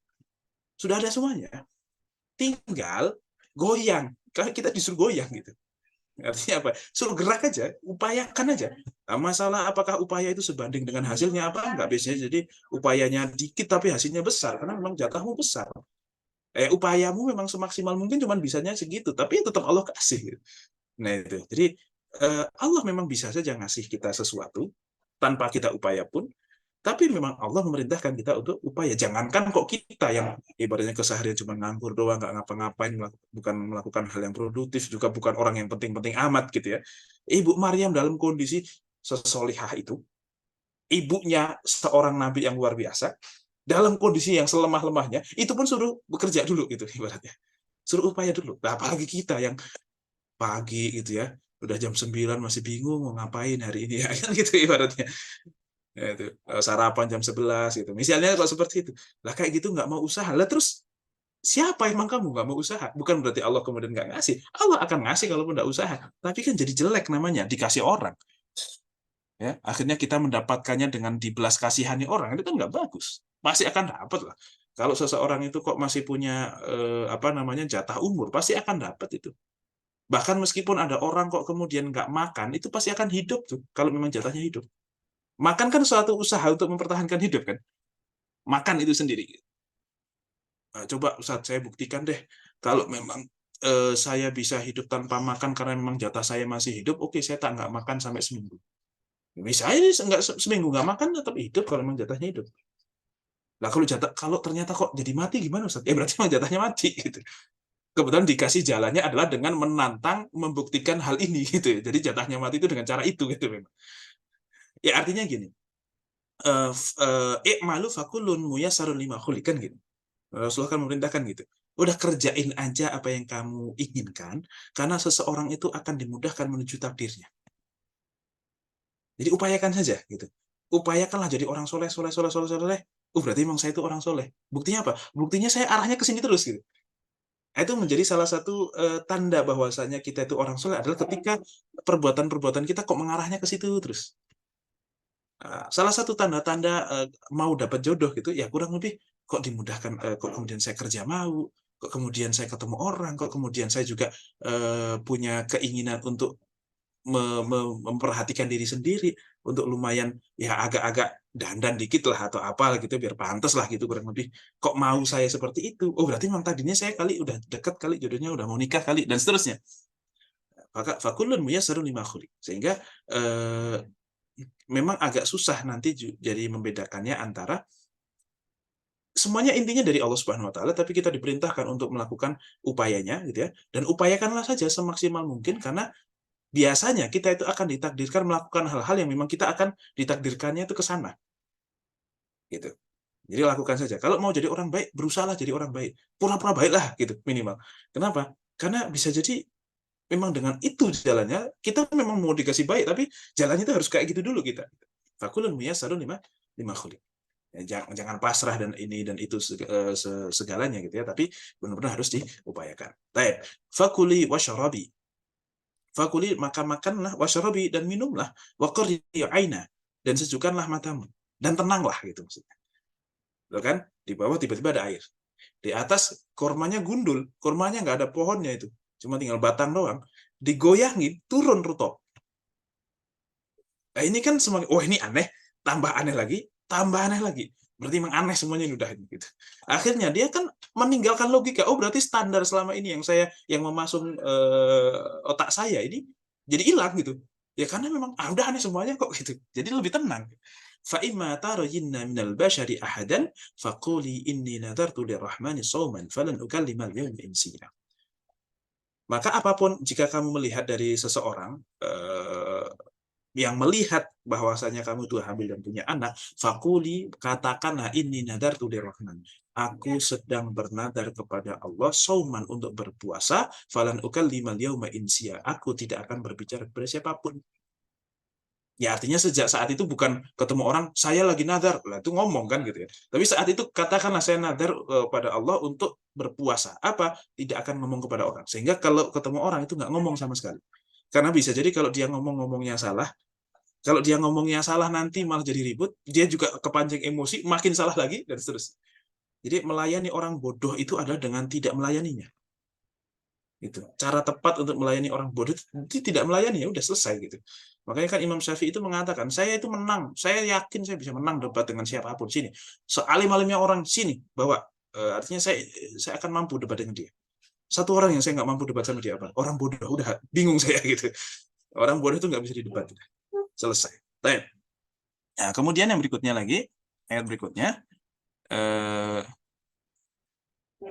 fa'atat bihi qauma. Oke, ini sudah sampai kepada intinya keanehan-keanehan yang terjadi kepada Maryam sampai dia itu berpuasa untuk tidak ngomong kepada siapapun dan memang orang-orang Bani Israel itu puasanya salah satu puasanya adalah untuk tidak ngomong dari mulai subuh sampai maghrib. Ya kayak kita puasa, tapi kalau mereka itu bukan tidak makan, mereka tidak ngomong. Ada puasa seperti itu, tidak boleh ngomong kepada manusia. Tapi kalau ngomong kepada malaikat, ngomong kepada Allah, berzikir, berdoa itu tidak apa-apa. Ini memang dulu ada ibadah yang tipenya seperti itu. Tentu ini tidak bisa kemudian kita impor. Adalah saya mau ibadah kayak Ibu Maryam gitu. Ya nggak perlu gitu ya, nggak perlu untuk melakukan hal itu, karena ibadah itu kan sesuatu yang sudah di tata caranya sudah dari sananya begitu. Ya kadang memang nggak logis, kenapa kok kita begini, ya sudah, kenapa kok sujud 2 kali, rukuk sekali misalnya, dan seterusnya. Ya nggak harus kita cari tahu. Allah maunya begitu, kita ikutin aja, udah taat. Ketaatan itu adalah jika kita diperintahkan dan kita nggak mempertanyakan kenapa harus begitu, tapi kita tetap lakukan. Itulah inti dari ketaatan itu, malah justru di situ puncak dari ketaatan. Tapi kalau kita tahu kenapa kita harus begitu dan kita diperintahkan, ya berarti kita melakukannya tidak sekedar murni ketaatan, tapi ada logika yang oh ya memang harusnya begitu gitu loh. Nah, ini kan beda nih. Kalau kita diperintahkan sesuatu oleh ibu kita misalnya, jangan makan. Oh ya Bu, nggak tahu padahal kita ya lapar gitu, tapi kok disuruh nggak makan, ya udah gitu. Itu taat yang betul. Tapi kalau jangan makan. Nah, iyalah, saya kan habis makan, kemudian saya kayaknya berat badannya udah kegedean, disuruh nggak makan tuh ya karena supaya saya agak kurus. Kan berarti agak tahu, nggak disuruh pun kemungkinan kita melakukan nggak makan gitu, kan gitu. Ya, jadi ketaatan itu ketika kita benar-benar tidak tahu apa yang diperintahkan, apa tujuannya, kenapa kok saya harus seperti itu. Tapi dia juga tidak pernah mempertanyakan, tapi langsung dilakukan. Itulah puncak dari ketaatan. Makanya mengetahui, wah sholat itu nanti bikin ini, bikin itu, oh gerakannya itu gerakan yoga, oh ini sehat, apa segala macam. Ya oke, nggak apa-apa, untuk menunjukkan bahwasanya Islam itu ternyata agama yang sangat luar biasa. Yang perintah agamanya tidak hanya agama, tetapi juga perintah agamanya itu ternyata sangat kebutuhan manusia itu terpenuhi gitu. Nah, ternyata sesuai dengan fitrah manusia dan seterusnya dan seterusnya. Oke, tetapi ketika sholat, ya udah sholat aja. Kenapa sholat subuh 2? Pokoknya sholat begitu. Nah, itu ketaatan. Baik, Allahu a'lam bishawab ya. Untuk berikutnya ini sudah masuk ke dalam pertemuan bagaimana Nabi Isa dibawa kepada kaumnya, kemudian terjadi diskusi di situ dan seterusnya dan seterusnya. Insyaallah akan kita lanjutkan di pertemuan yang akan datang. Allahu a'lam bishawab. Saya kembalikan ke Syauqi. Oke, alhamdulillahirrahmanirrahim. Tadi kita sudah mendengarkan lanjutan ya dari ayat 16 sampai dengan yang terakhir 20 berarti 25 ya. Oke, alhamdulillah, dan betapa banyaknya tadi yang memang keanehan dan keanehan yang memang ternyata banyak sekali, luar biasanya, yang kemarin kita udah mendengar keanehan dari Nabi Zakaria yang udah tua masih bisa punya anak gitu ya, dan ternyata ini lebih-lebih lagi gitu ya. Dan ini luar biasa menjadi keyakinan kita bahwa puncak ketaatan itu adalah ketika kita melaksanakannya dengan begitu yakin, bahkan tanpa ketika kita tidak mengetahui alasannya. Oke, alhamdulillah. Kalau gitu, mangga dibuka Q&A ya. Bagi yang ingin bertanya bisa raise hand, bisa langsung ngomong ya. Oke, ini sudah ada dari Vina. Mangga, Vina. Bismillahirrahmanirrahim. Jazakallah khair Ustaz atas ilmunya. Mau nanya nih Ustaz. Kalau saya pribadi kan terkadang kalau misalkan dihadapkan dengan suatu musibah atau cobaan, ya ujian gitu ya, itu sering kayak sambat julid, ngeluh gitu ya, ngeluhnya itu ngeluh dengan diri sendiri gitu, saat ngomong diri sendiri. Apakah itu ngeluhin dengan misalkan ya Allah kok gini banget ya, atau misalkan ngeluhin orang kok kayak gini segala macam gitu-gitu. Itu sebenarnya boleh nggak sih Ustaz? Maksudnya itu kan tidak ke orang lain ataupun tidak kayak ngeluh-ngeluh nggak jelas misalkan status gitu-gitu, tapi ke diri sendiri. Jadi kayak biar istilahnya menerima gitu Ustaz, dalam proses menerima biar ya Ustaz itu boleh nggak ya? Gini. Terima kasih Ustaz. Baik, kalau ditanya boleh apa nggak boleh, itu ya nggak boleh karena di situ ada ketidakridhoan. Tapi kalaupun nggak boleh itu terjadi gitu, jadi nggak usah ditanya. Itu nggak bisa kita hindari, itu satu proses manusiawi. Ya Allah, saya bukan tidak ridho, cuma saya butuh waktu untuk ridho, gitu saja gitu. Tetapi kita harus tetap sikapi dengan ibaratnya dengan bijak. Kita tetap bagaimanapun harus berpegangan kepada pagar-pagar syariat. Oke, ini berat, ini saya susah untuk menerima. Tapi ya Allah, kalau memang ini harus terjadi kepada saya, kuatkan saya, berikan saya kemudahan untuk menerima gitu. Karena kekuatan untuk menerima itu juga bukan dari kita, tapi itu dari Allah Subhanahu wa taala. Nah, maka kita harus tetap berdoa kepada Allah yang Maha Kuasa atas segalanya. Ya Allah, Engkau yang memberikan, Engkau yang tanggung jawab lah gitu. Terus pokoknya saya pasrah bongkoan, terus pokoknya taunya beres gitu aja ibaratnya gitu. Ya. Nah, makanya beberapa hal itu kadang nggak perlu ditanyakan, karena kalau ditanyakan jadi nggak boleh gitu. Tapi kalaupun nggak boleh itu terjadi kan, gimana? Emang kalau dibilang nggak boleh terus akan bisa terhindari? Ya kan tetap tetap kita akan, ya proses itu akan terjadi. Ya, maka banyak-banyak istighfar saja. Ya, tapi satu hal yang saya kira normal ya, nggak usah kok kita, mungkin orang-orang soleh di sana juga punya fase-fase seperti itu, ya, di mana kita itu kadang nggak terima, tapi itu hanya sebuah proses, makanya jangan kemudian direkamkan di dalam jejak digital, itu nanti jadi masalah. Jangan rekamkan di jejak digital, itu jadi masalah. Jangan ceritakan kepada orang lain, itu jadi masalah. Gitu ya. Karena bisa jadi kita sudah menerima, tapi orang lain yang belum menerima, yang kita ceritain itu. Nah, ini kan kita meninggalkan jejak gitu. Nah, apalagi kalau misalnya kok suami istri nih, teman-teman kok dicurhatin sama seorang, misalnya ya Sauki teman dicurhatin sama teman laki-laki yang dia punya istri, dicurhatin istri saya tuh gini gini gini gini dan seterusnya. Hanya Sauki tahu tuh tentang istrinya seperti apa. Sauki udah kesel banget. Udahlah, tinggalin lah, ngapain perempuan kayak gitu. Udah kesel banget nih sama si perempuan. Taunya besoknya dia hamil gitu. Si perempuan ini hamil, terus si suaminya udah, si laki-laki yang curhat itu udah hahihi. Lah, dianya udah hahihi, Saukinya masih masih gondok gitu. Nah, ini kan cerita jadi kayak gitu tuh. Makanya jangan ceritain lah kalau kayak gitu, itu nggak usah ceritain ke orang lah. Pendam sekuat-kuatnya, apalagi nanti buat para yang mau nikah nih. Kalau ada masalah berdua, jangan cerita ke siapapun. Kecuali memang sudah sepakat, oke, kita buntu kalau ngomong berdua, ayo kita cari mediator. Nah, itu jangan sepihak, jangan kemudian si suami cari orang sendiri ini tanpa ada kesepakatan, jangan. Itu hanya akan, karena kadang gitu, ya, nangis curhat sama teman sampai nangis nangis semalaman nggak tidur dan seterusnya gitu ya. Besok harinya pagi-pagi udah keramas ya. Yang ini udah baru mulai kesel kan, lagi kesel-keselnya setiap melihat orang itu kesel, ternyata istrinya udah mesra-mesraan sama suaminya lagi gitu ya kan. Meninggalkan luka, meninggalkan beban di orang, tapi dianya sudah lupa gitu. Dan susah kan untuk klarifikasi gimana. Nah, ini makanya jangan seperti itu. Kalaupun mau ngeluh, yang ngeluh nyelah kepada Allah Subhanahu wa taala, dan manusiawi ketika itu khuliqa halu'a, ya kita itu ya gampang ngeluh dengan manusia itu nggak apa-apa. Itu sebuah proses, itu satu hal yang terjadi secara otomatis ya, tetapi tinggal bagaimana kita mensikapinya. Ya, karena tadi Sabik ngelihat cewek seksi kok kepengen, ya wajarnya kepengen, kalau nggak kepengen itu malah bahaya gitu. Ya, cuman oke, saya harus mensikapi dengan benar. Apakah saya lihat terus, gitu ya?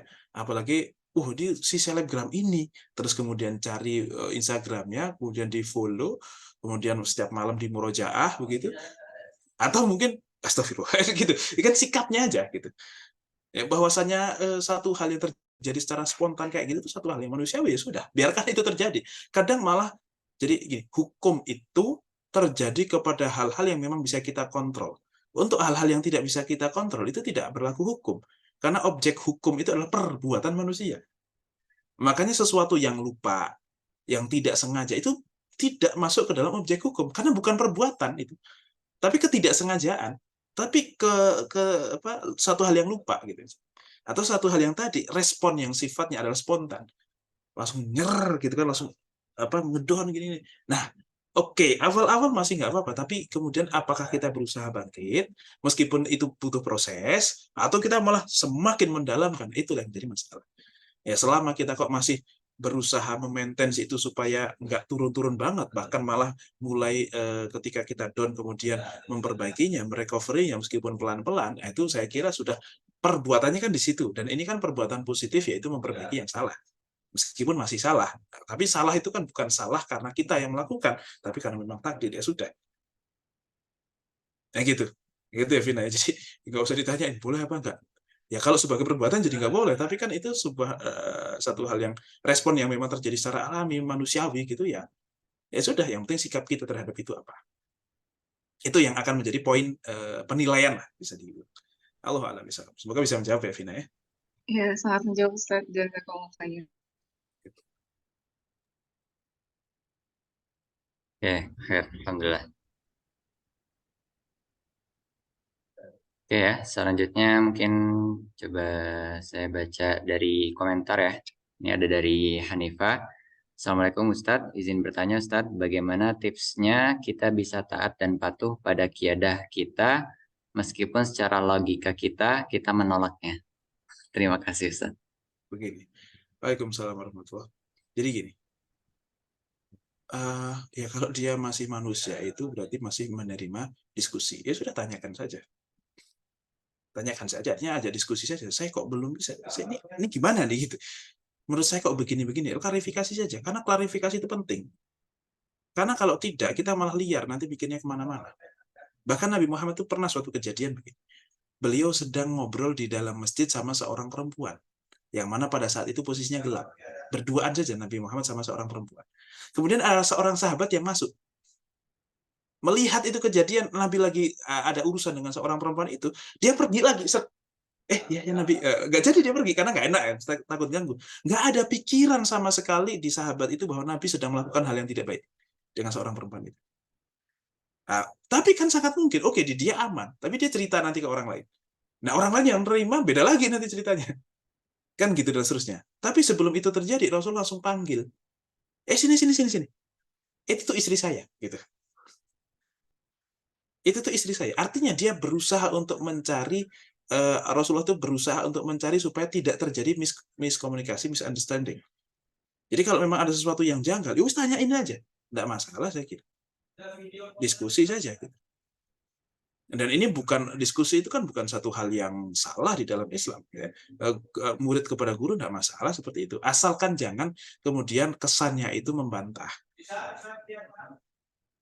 Ya, jangankan kok kepada kiadah yang manusia juga gitu. Meskipun ya mungkin beliau guru, beliau senior dan seterusnya. Lawan Nabi Ibrahim sama Allah aja, afalam tu'min, gimana? Kaifa tuhyil mauta awalam tu'min? Qalu bala walakin liyatma'inna qalbi. Ya Allah, tapi saya butuh ketenangan gitu. Sama Allah saja masih seperti itu gitu. Enggak masalah untuk kemudian bukan protes, bukan mempertanyakan, tetapi supaya memudahkan kita untuk menerima itu. Saya kira itu niatnya baik, dan ketika niatnya baik itu ya harusnya diterima dengan baik juga. Makanya harusnya tidak masalah itu. Kalau menurut saya seperti itu. Ya, tapi ya mungkin setiap ini masing-masing beda-beda kali ya. Ya monggo lah. Allah alam, kalau saya seperti itu tidak masalah. Menurut saya gitu. Semoga menjawab. Ya, siap ya. Semoga menjawab ya. Jadi kalau masih ini kiadahnya manusia, maksudnya masih ada ruang diskusi, maka dibuka dulu diskusinya biar memang akhirnya kita bisa taat sepenuhnya. Oke, alhamdulillah. Lanjut ke ada yang resen lagi di sini. Ada Sabik, mangga, Sabik. Izin bertanya, Ustaz, perihal di ayat yang tadi bahwa Maryam itu dalam tanda kutip meminta untuk dilupakan atau dan sebagainya, itu kan menunjukkan bahwa Maryam sangat sedih ataupun mengalami masalah yang sangat berat ya, Ustaz.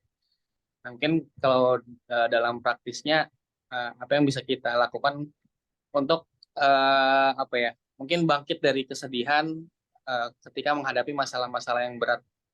Khususnya mungkin kalau di Indonesia kan mungkin kalau anak-anak zaman sekarang ya banyak yang dalam tanda kutip mental health gitu ya, isu-isu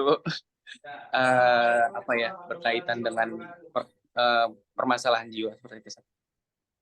Iya, saya kira sih kalau untuk orang zaman sekarang itu karena mereka aja terlalu overthinking gitu. Mesti hidup kenapa simple, kenapa dibikin repot sih, heran juga saya. Kadang gini, ya kayak misalnya nih, Sabik ini ditanya kapan nikah itu. Sabik belum nikah kan? Belum, Ustaz. Nah, ditanya-tanya seperti itu, misalnya pas lagi Lebaran ditanya seperti itu. Ini membuat kita jadi down. Gini loh, jangan terlalu GR jadi orang. Orang nanya itu juga bukan karena memang pengen tahu kita. Bisa jadi dia cuma pengen basa-basi doang, bingung ngomong apa ya, nanya apa ya, cuma pengen nanya itu gitu. Nah, kadang kita terlalu kepedean, kita terlalu merasa kita itu siapa, akhirnya jadi seperti itu. Itu kita yang membuat seperti itu, kita sebenarnya. Kita yang menciptakan itu masalah itu. Padahal kalau ini ya tinggal nggak usah dijawab atau apa gitu kan. Akhirnya dia cuma basa-basi, ya udah gitu. Ya jawabnya hehe atau apa kan selesai gitu sebenarnya kan. Sesimpel itu sebenarnya. Nah, tapi kadang mental kita itu mungkin terlalu terlalu apa ya didramatisir, kemudian mungkin kebanyakan nonton sinetron, entah apalah drama-drama seperti itu sehingga seolah-olah semua kehidupan kita itu disorot dari segala sisi. Padahal orang nggak ada peduli sama kehidupan kita. Antum nggak ada itu nggak ada masalah. Hidup ini akan baik-baik saja tanpa ada kalian. Gitu. Islam ini akan baik-baik saja, dunia ini akan baik-baik saja, desa itu juga kampung antum, kampus antum itu juga akan baik-baik saja tanpa kalian. Jadi antum itu nggak siapa-siapa. Nah, kalau kita sudah paham seperti itu, maka ketika ditanya-tanyakan itu kita memposisikan diri bahwa kita itu ya, oh dia nanyain, ya itu mungkin perhatian, udah selesai. Kita mau mikirnya itu dari mudah. Ya ini cuma ngobrolan manusia biasa atau ketemu dan seterusnya dan seterusnya. Ya, itu biasanya kan interaksi antar orang kan. Interaksi antar orang. Kemudian bagaimana ketika di media sosial, ya. Apa tuh, spotlight effect. Ya begitu. Itu kan yang bikin itu kan kita sendiri.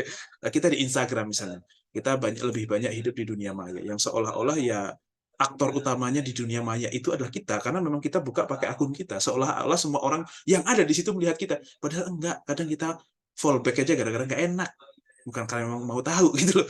Jadi aman-aman saja. Nah, kemudian melihat orang begini, orang begitu dan seterusnya. Ya itu kan yang dilihat, yang dinampakkan kan ya cuman itu saja gitu. Jadi saya kira memang perlu penyikapan yang berbeda, tak kira. Orang tua tidak pernah mengalami fase-fase atau dunia seperti ini media sosial yang kita itu merasa adalah orang yang menjadi subjek utama. Kita itu adalah sang pelaku utama yang disorot oleh siapapun yang ada di media sosial kita. Seolah-olah seperti itu, padahal orang nggak ada yang peduli. Ini kan perlu apa ya penyikapan yang tepat. Yang saya kira orang tua juga kurang tahu lah yang begini.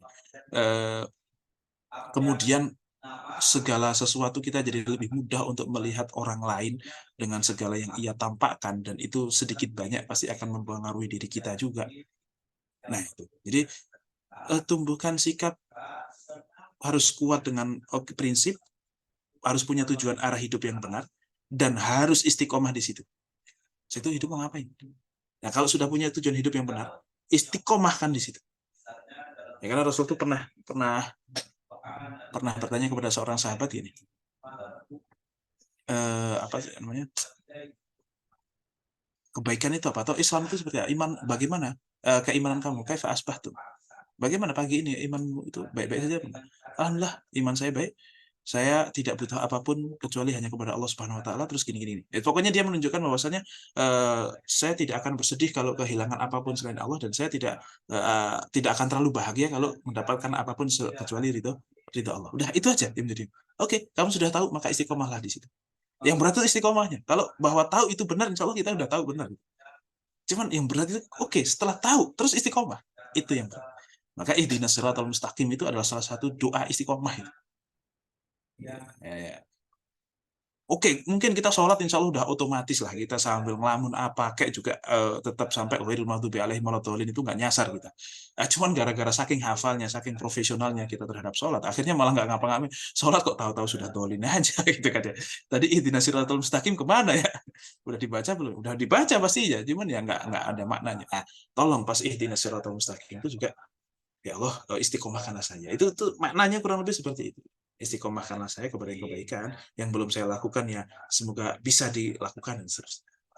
Jadi maknai itu benar-benar sebagai permintaan seorang yang membutuhkan sekali kepada hidayah dan pertolongan dari Allah Subhanahu Wa Taala. Nah kalau tujuan hidup kita itu kok sudah jelas, kita bisa istiqomah di situ. Insya Allah melihat orang lain yang sini arahnya ke sana, yang sini arahnya ke situ, itu kita nggak akan ada efeknya.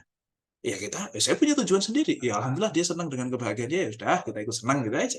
Oh dia senang dengan kebahagiaannya, dia cara bahagianya adalah dengan seperti itu. Ya alhamdulillah kita juga ikut senang. Tapi saya punya tujuan. Nah itulah orang, itulah baru orang gitu. Itulah orang yang beriman. Nah kalau hidup kok cuma ikut-ikutan, itu tuh apa hidup kok cuma kayak gitu tuh ngapain hidup di dunia gitu. Ya, yang lain pada beli tiket Coldplay ikut gitu kan, habis itu semua playlist di lagunya itu apa tuh Yellow Scientist, saya agak-agak tahu dikit lah gitu. Ya misalnya kayak gitu biar ke Coldplay biar ketahuan kalau saya itu adalah fans Coldplay, padahal dia juga baru searching Coldplay, dengerin Coldplay ya baru setelah ada isu mau ada konser kan gitu. Itu kan kayak cuman mencari eksistensi. Orang miskin sekali sekarang itu mencari eksistensi di dunia maya, mencari pengakuan orang itu kayak tujuan hidup hanya mencari pengakuan orang, nggak capek gitu orang hidup kayak gitu. Nah ini makanya kita perlu kemudian memahami betul sebenarnya tujuan hidup itu apa. Kira-kira kalau saya tujuan hidup kok cuman menginginkan pengakuan dari orang itu tujuan yang benar apa enggak sih? Terus sampai sejauh mana saya menginginkan pengakuan itu? Karena nggak akan ada habisnya, nggak akan ada habisnya. Dan itu cuma semu. Emang kalau saya melakukan ini terus orang bangga, itu orang juga nggak peduli gitu ternyata. Orang juga nggak peduli. Nah itu jadi satu hal bahwasanya kita harus punya tujuan. Bagaimana cara menyikapinya? Sebenarnya nggak usah diobati itu, nggak usah diobati. Tapi penyebabnya aja dihilangin gitu. Itu hilang sendiri kok. Pilek obatnya apa Ustaz? Terus nggak usah bikin obat, tidurnya udah selesai. Kamu kecapean, jadi jangan capek, udah gitu.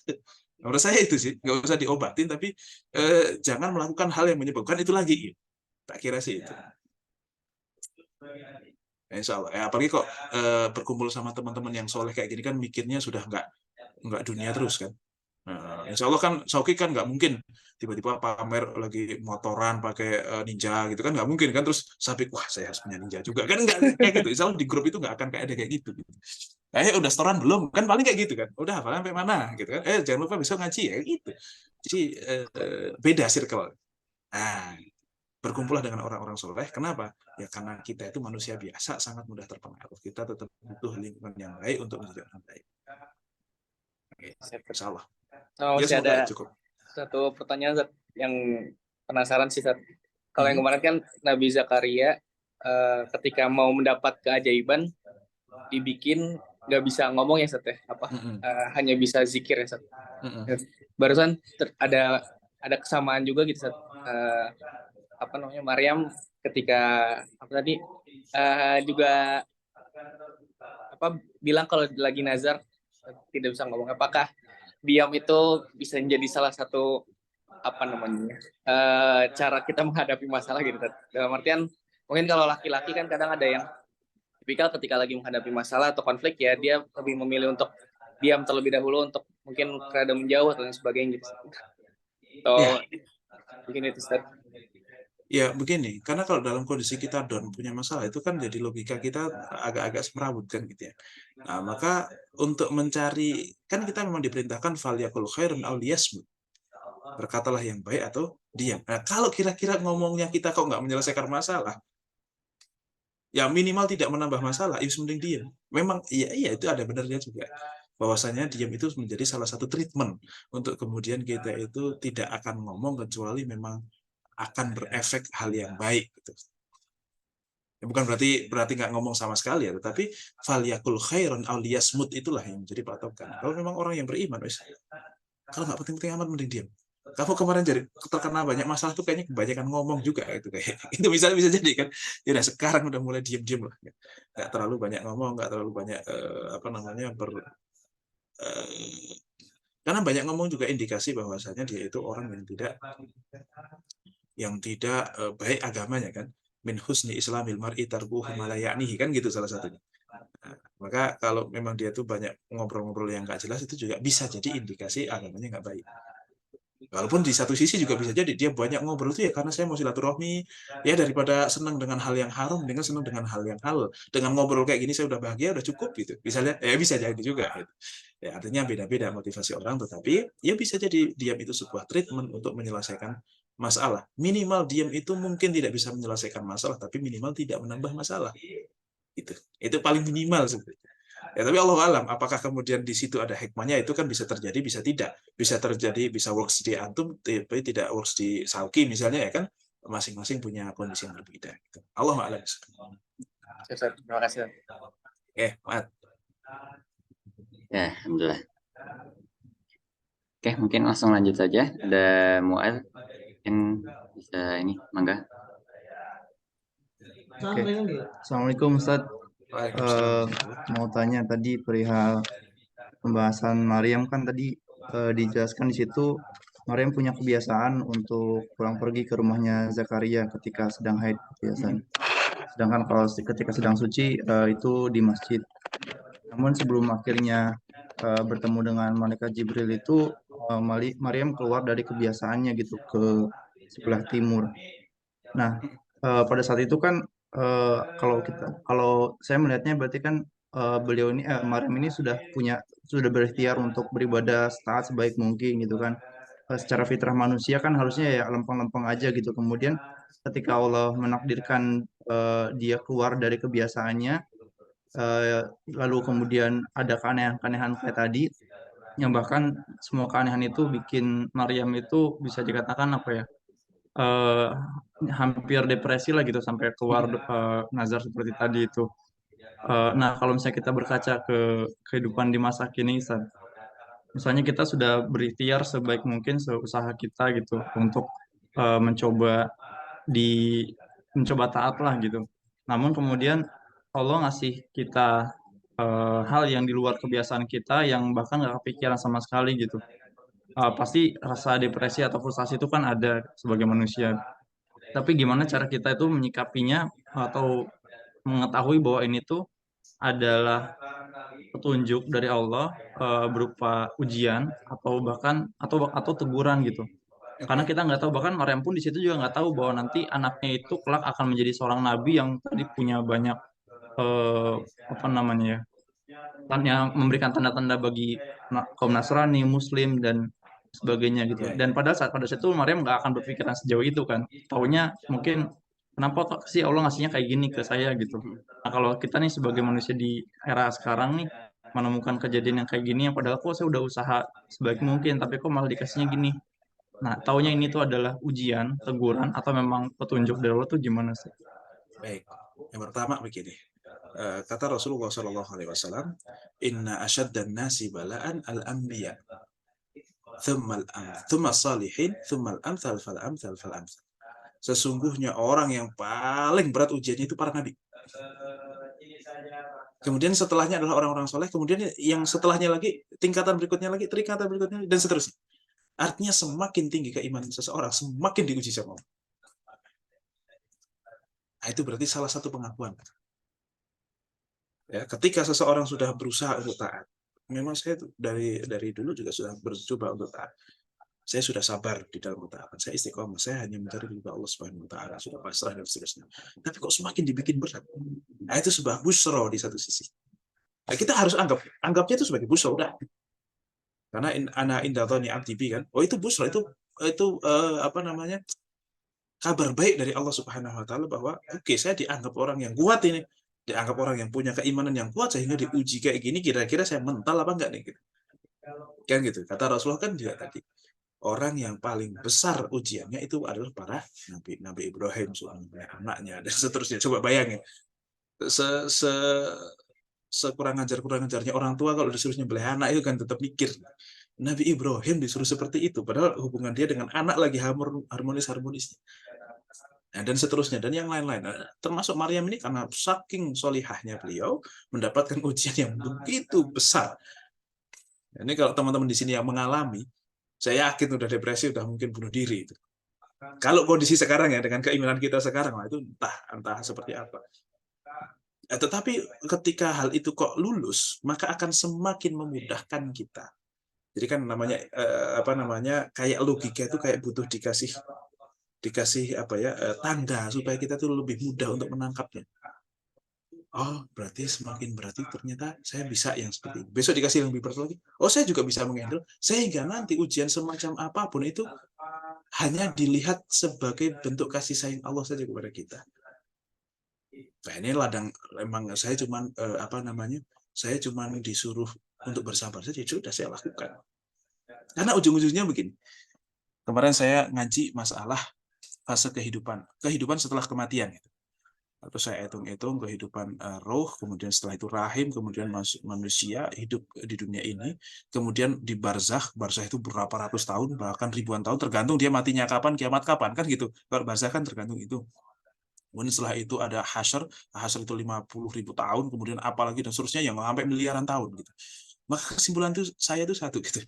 Oke, kita di dunia itu disuruh sabar. Tenang kok, bentar kok, nggak lama, cuma sampai mati doang sabar itu, nggak lama gitu. Ternyata kesimpulannya itu, sabarnya kita tuh bentar kok, cuma sampai mati aja. Kenapa kok kemudian berpikir bahwa itu bentar? Karena melihat yang berikutnya itu lama sekali. Jadi sabar kita cuma sampai mati aja kok, nggak lama-lama. Gitu. Ini melihat sesuatu itu besar atau kecil, lama atau tidak, itu kan kalau kita punya pembanding. Mungkin kita harus melihat jauh lebih sana lagi supaya kita punya pembanding dan supaya kita bisa melihat ini tuh besar apa kecil. Sehingga ya mungkin dibikin berat, semakin berat lagi, semakin berat lagi. Itu akan sadar bahwa yang kemarin itu berarti ringan. Ini lebih berat. Gitu. Ini lebih berat. Semakin kita seperti itu, berarti semakin melihat bahwasanya ya Allah itu maha kuasa. Allah itu memahami kita itu kuat, memahami kita pede dengan keimanan kita pede dengan Allah Subhanahu wa taala. Kemarin berat aman-aman aja tuh, lewat-lewat aja tuh gitu misalnya. Nah, itu adalah sebuah tanda kasih sayang Allah Subhanahu wa taala. Terus membedakan ini adalah teguran ini atau ini apa. Pokoknya begini, nggak usah terlalu peduli ini teguran atau ini istidraj atau ini azab atau ini adalah sebuah ujian. Pokoknya kalau sikap kita setelah itu kok semakin dekat sama Allah, berarti itu baik udah. Tapi kalau sikap kita setelah itu kok menjadi semakin jauh sama Allah, apalagi menyalahkan Allah dan seterusnya, itu yang harus diwaspadai.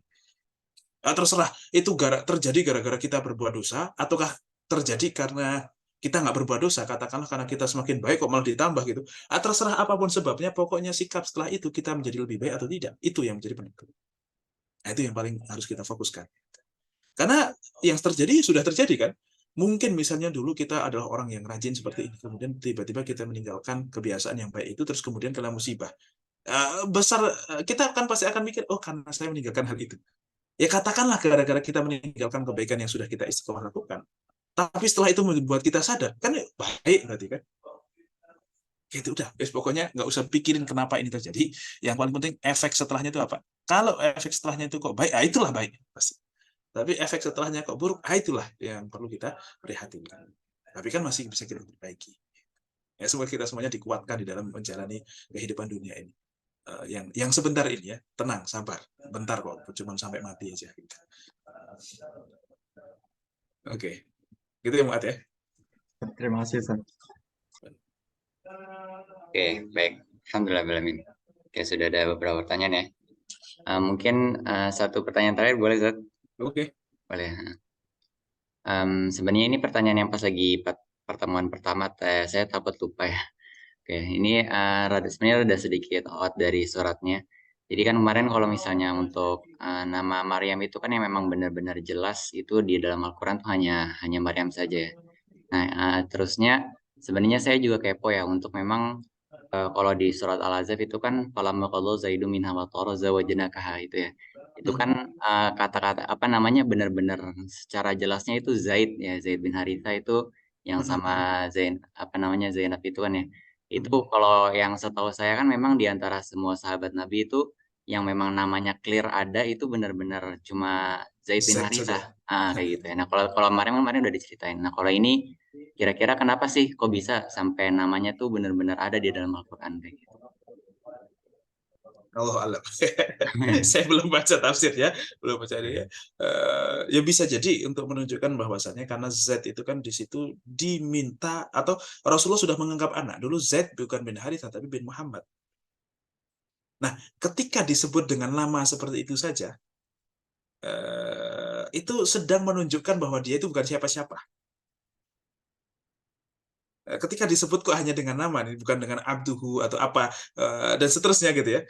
Biasanya kan yang lain itu pakai domir atau pakai isyarat-isyarat seperti itu atau abduhu gitu misalnya gitu. Itu untuk menunjukkan bahwa dia itu adalah punya posisi biasanya. Tapi kalau disebutkan nama begitu saja itu kayak sedang menunjukkan bahwa dia itu bukan siapa-siapa. Artinya tidak sespesial yang kemudian mungkin orang-orang saat itu bicarakan gitu. Ini kayaknya konteksnya itu ketika si Z, nah kan Rasulullah kemudian menikahi mantan istrinya anak angkatnya kan gitu. Untuk menunjukkan bahwa Z itu bukan anaknya Muhammad sehingga nikahin gitu. Mungkin itu ya, mungkin itu. Tapi Allah alam bisawab, saya nggak tahu kenapa ini ya, bagaimana komentar ulama kenapa kok nama Z itu kemudian disebutkan secara jelas. Bahkan nama Aisyah saja kan ketika di surah surat apa Nur ya, surat An-Nur itu kan juga nggak disebutkan secara jelas kan. Padahal itu ayat memang turun untuk beliau gitu. Sampai Aisyah itu juga agak salting juga, sangat kok kirain saya itu ya cuman Jibril datang terus ngasih tahu Nabi bahwa dia itu nggak salah gitu doang. Ternyata jadi Al-Quran gitu. Dia juga senang juga itu.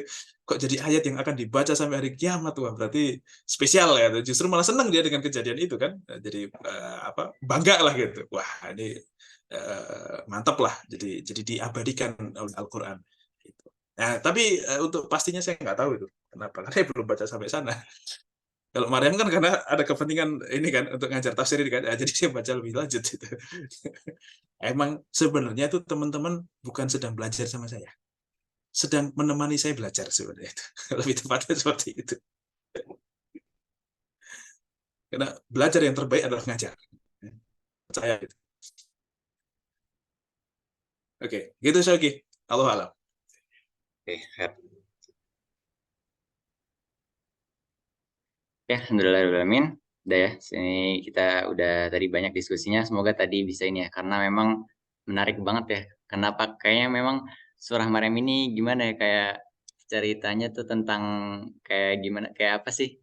Kita banget gitu mungkin ya dengan kondisi yang memang apa namanya, yang lagi dalam putus asa banget gitu, dan memang akhirnya banyak keanehan-keanehan dan kawan-kawannya itu ya. Semoga ini bisa jadi amunisi kita untuk memang akhirnya bisa menghadapi babak selanjutnya, yang memang akhirnya semoga kita bisa lebih kuat dan bisa lebih yakin kepada takdir Allah nih, dan berhusnuzon dan tidak berputus asa dalam rahmat Allah. Oke, alhamdulillah. Itu ya, semoga kita bisa ambil hikmahnya. Oke, untuk selanjutnya mungkin seperti biasa kita akan ada kuis ya. Sebelumnya suara saya jelas nggak ya? Soalnya saya di sini rada patah-patah nih. Jelas Bang. Jelas ya? Oh, aman ya. Nanti kalau misalnya tiba-tiba putus-putus bilang ya. Soalnya di saya tuh kadang tadi ada tulisan your network bandwidth is low gitu.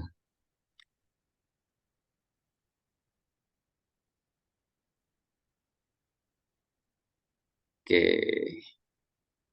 Itu tabnya terlalu banyak itu. Oh iya, maaf, aduh kelihatan.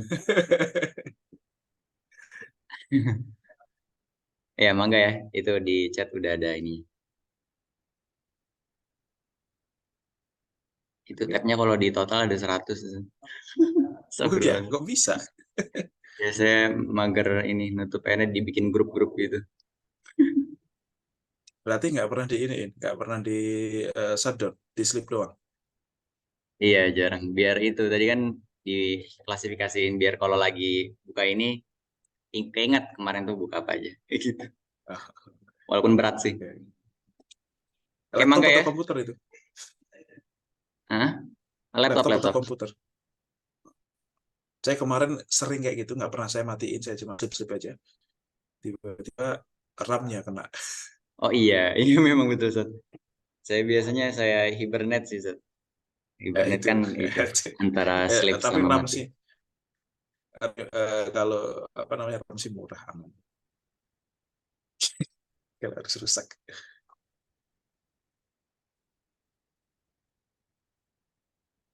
Oh, ini ternyata ada, nah itu.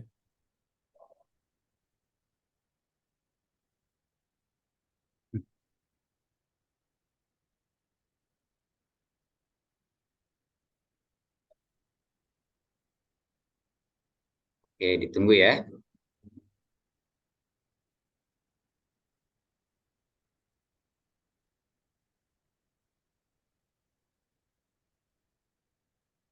Sudah ada 10 yang join. Ini partisipan ada 17.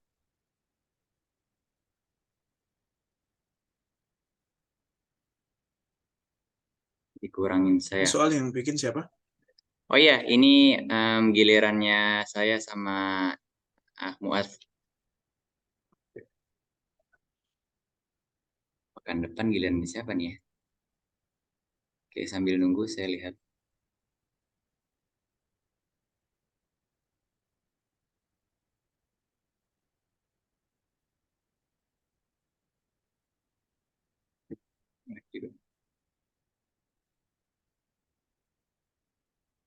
Oke, ditunggu 20 detik lagi ya.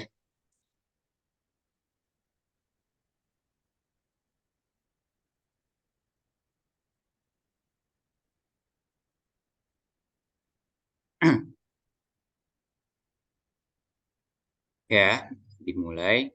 BTW ini materinya materi yang pekan lalu ya, bukan yang sekarang banget. Karena memang dibuatnya kan sebelum kajian ini. Soalnya kalau misalnya materi yang hari ini, ntar jadi nyambi kan ya. Jadi materi pekan kedua. Oke, mangga ya, dimulai.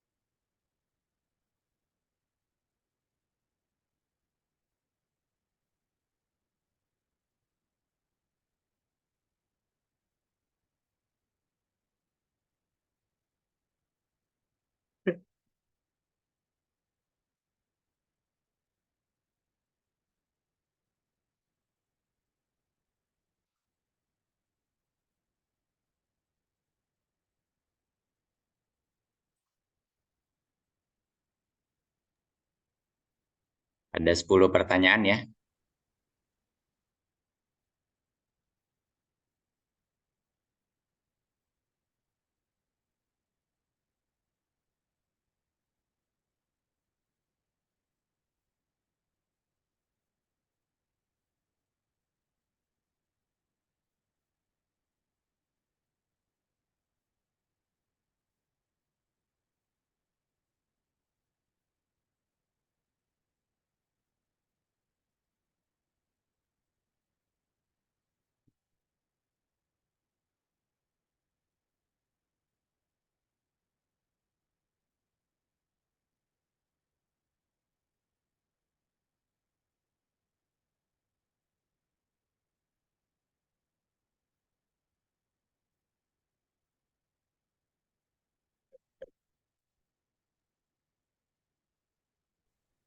Oke, sudah ada beberapa orang yang selesai.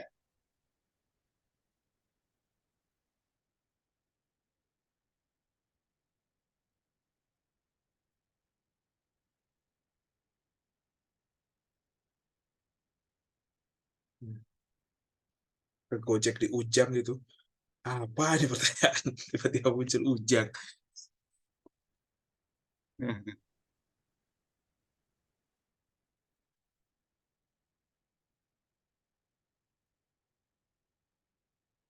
Ya. Bagus pertanyaan, bagus. Ya mungkin kayaknya setiap ini ada melanjutkan ayat deh. Setiap Iya, pertanyaan gimana gini sih? ada satu yang melanjutkan ayat. Kayaknya perlu ada setiap sesi pertanyaan gini, salah satu nomor itu melanjutkan ayat. Kayaknya bagus Oh ya. gitu. Oke, baik, Seth.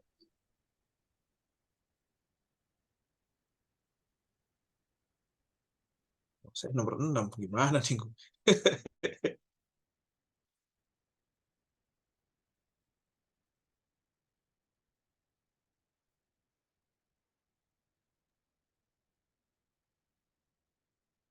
Oke, tinggal 3 orang nih yang belum kelar.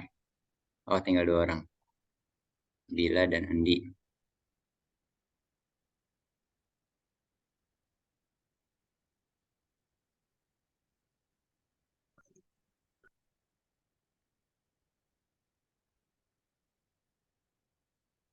Oke, sudah ya. Mungkin coba kita langsung lihat saja ya. Oke, ini sedikit sedikit kita bahas.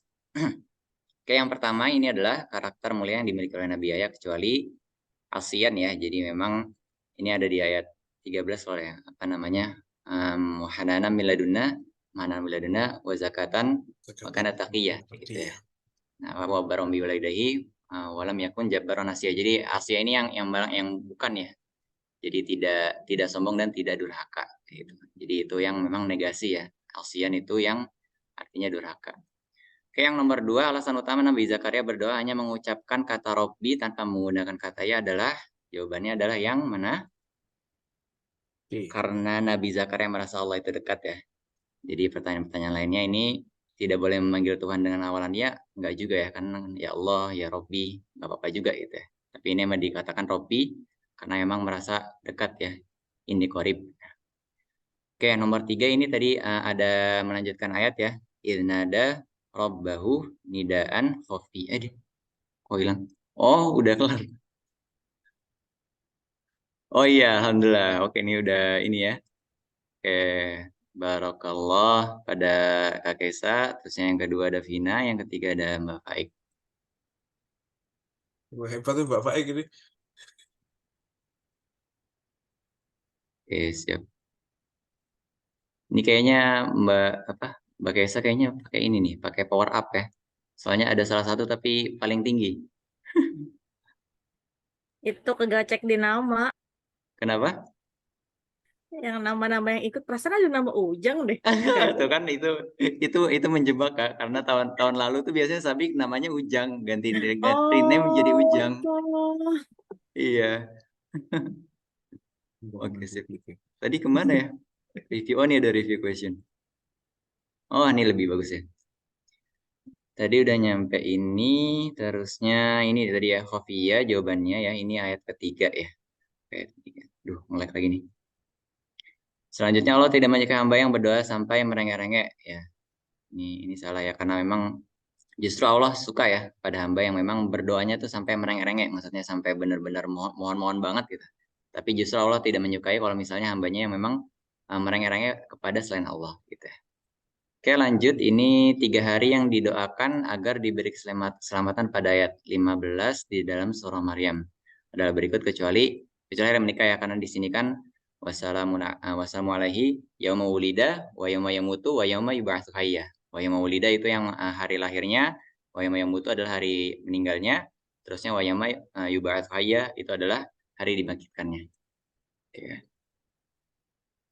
Selanjutnya di sini ada Nabi Zakaria adalah ayah dari Maryam. Ini salah ya. Kemarin sebenarnya ada ini bahwa ini adalah pamannya. Oke, lanjut di sini ada nama ini ya. Nama yang terdaftar dalam kajian tafsir di Fatihah adalah ada cuma 2 ya. Ini pilihannya bisa diklik banyak. Nah, ini yang benar adalah Sabik dan Kesa ya. Abdullah. Nah, ini juga menjebak ya, karena kemarin aneh pakai nulis kuisnya tuh nulisnya namanya Abdullah, padahal nggak ada namanya Abdullah ya, hamba Allah. Ujang juga ya, tahun lalu Sabik biasanya pakai yang Ujang.